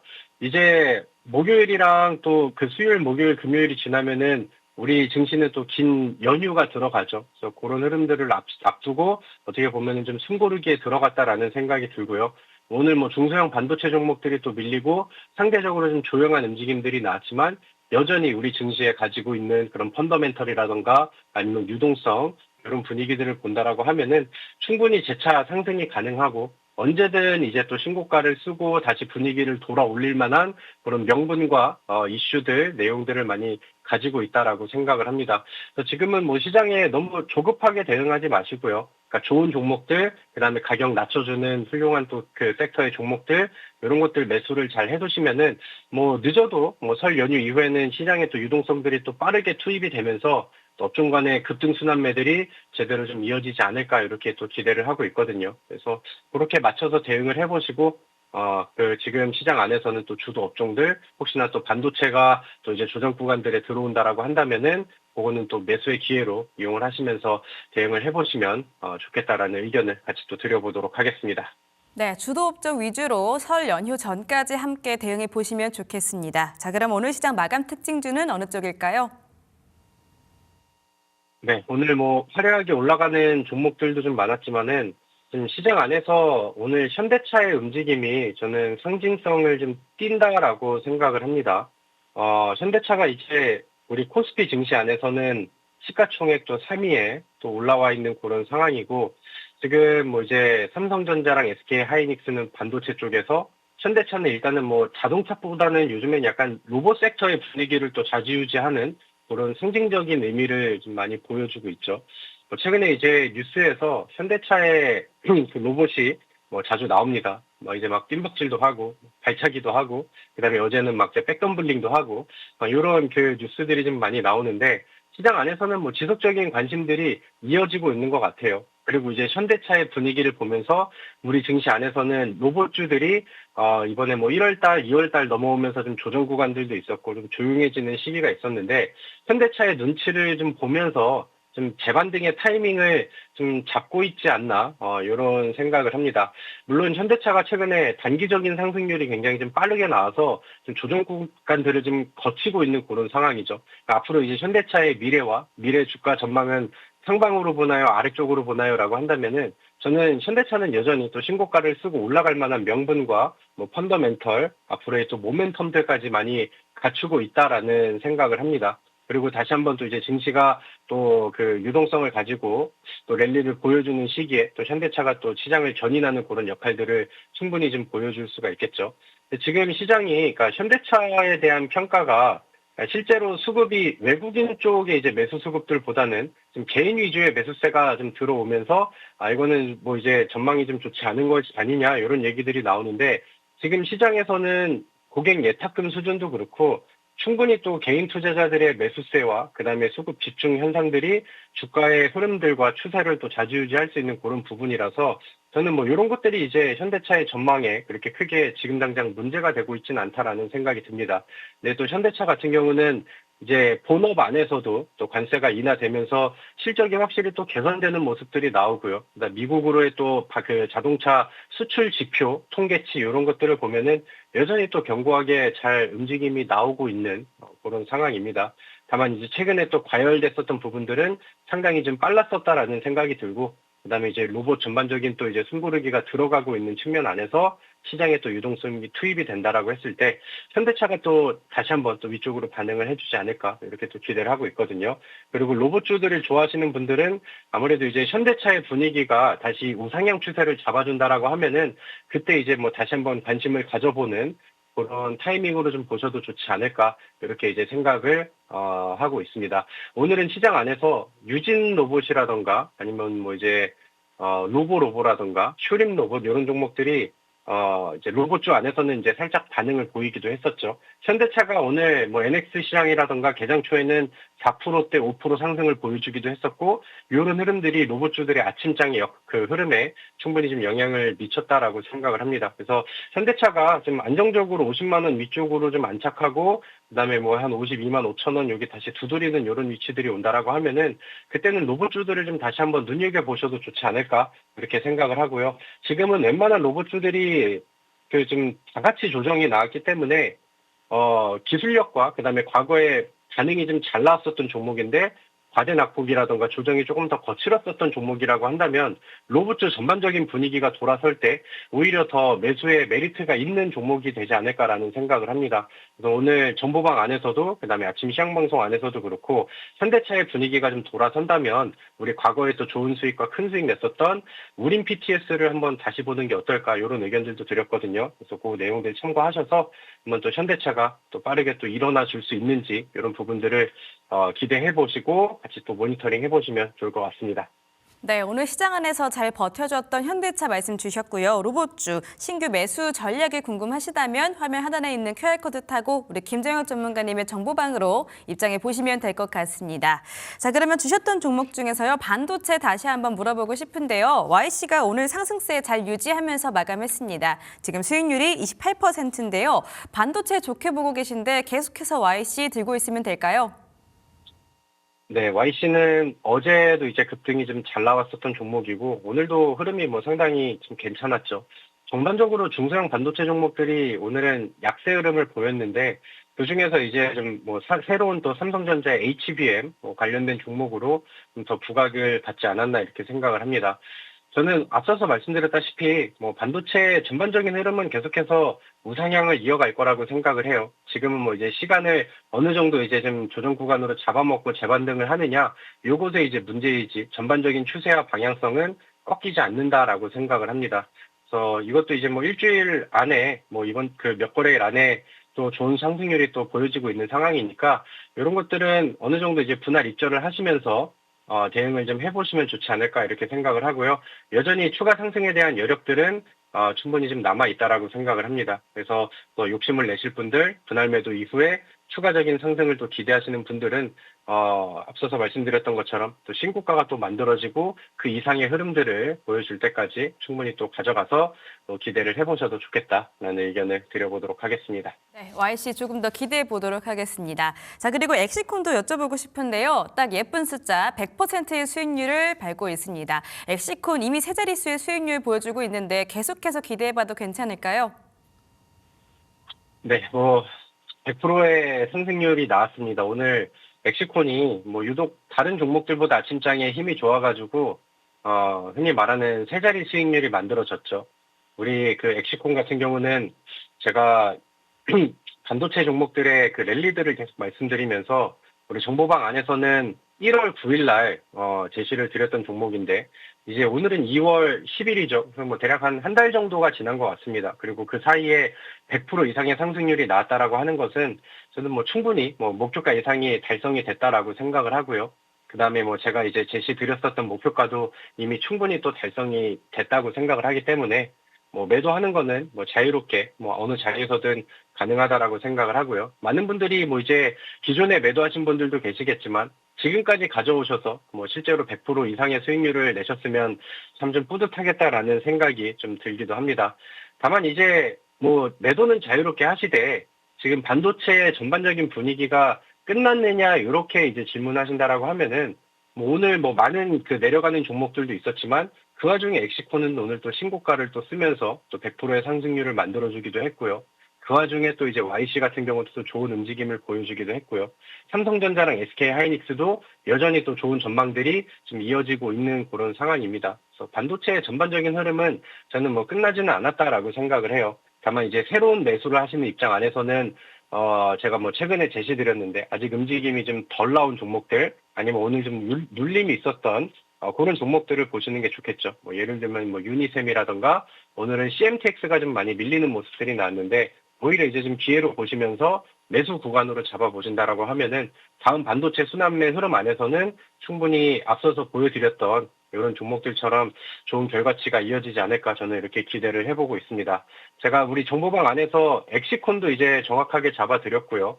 그 다음에 이제 뭐 엑시콘 다음에는 네오셈이라는 종목도 정보방에서 추천드리고 또 상한가를 또 얻어가기도 했었고요. 그 다음에 오늘 또 AS 해드렸었던 YC는 최근에 또 정보방 통해서 여러 번 또 강조를 드렸었던 종목이죠. 그래서 정보방 안에서 흘러가고 그 다음에 제시드렸던 종목들이 지금 이렇게 AS 해드리는 것처럼 또 좋은 결과치로 많이 이어지고 있는 그런 상황입니다. 그래서 좋은 종목들, 좋은 정보들 지속적으로 또 공유해드리도록 할 테니까 수익 못 내신 분들도 아쉬워하지 마시고 다음 종목 기대하시면서 정보방에서 또 좋은 내용들 많이 얻어가시면 좋을 것 같습니다.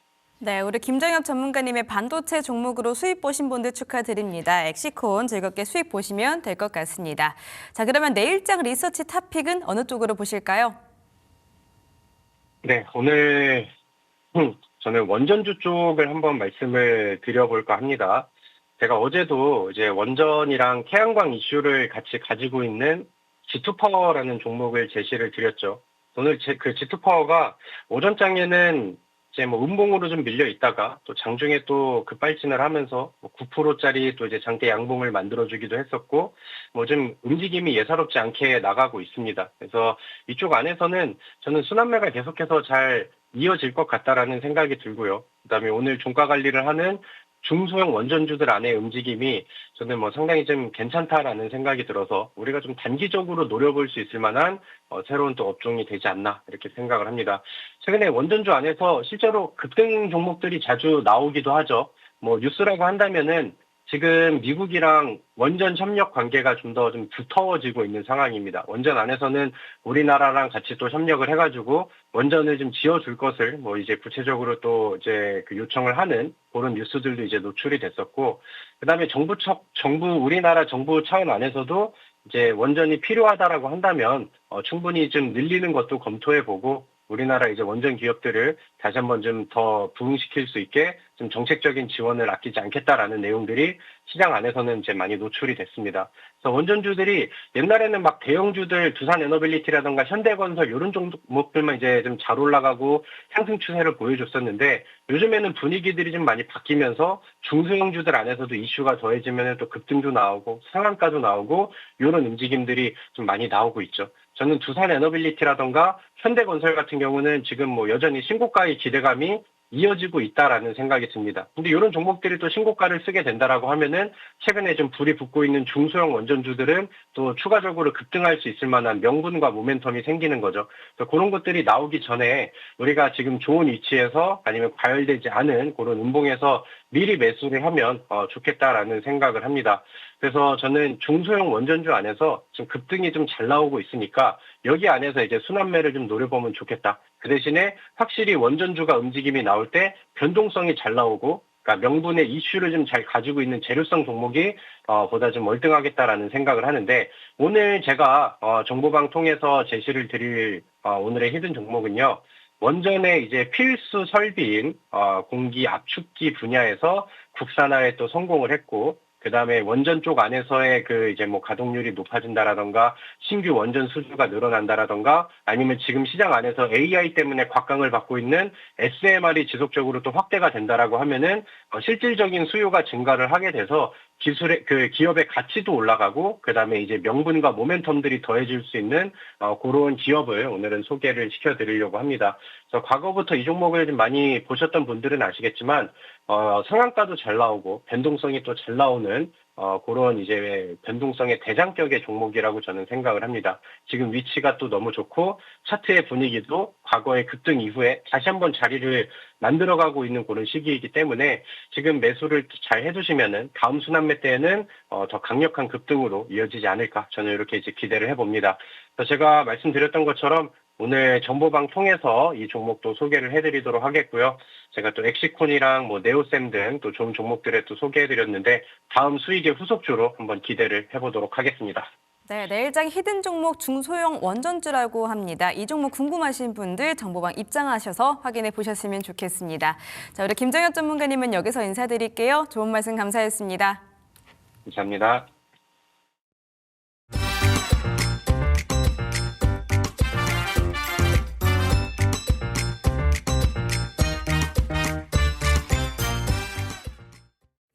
네, 오늘 준비한 파이널 리서치는 여기까지입니다. 내일 이 시간에도 함께 할게요. 끝까지 시청해주신 여러분 고맙습니다.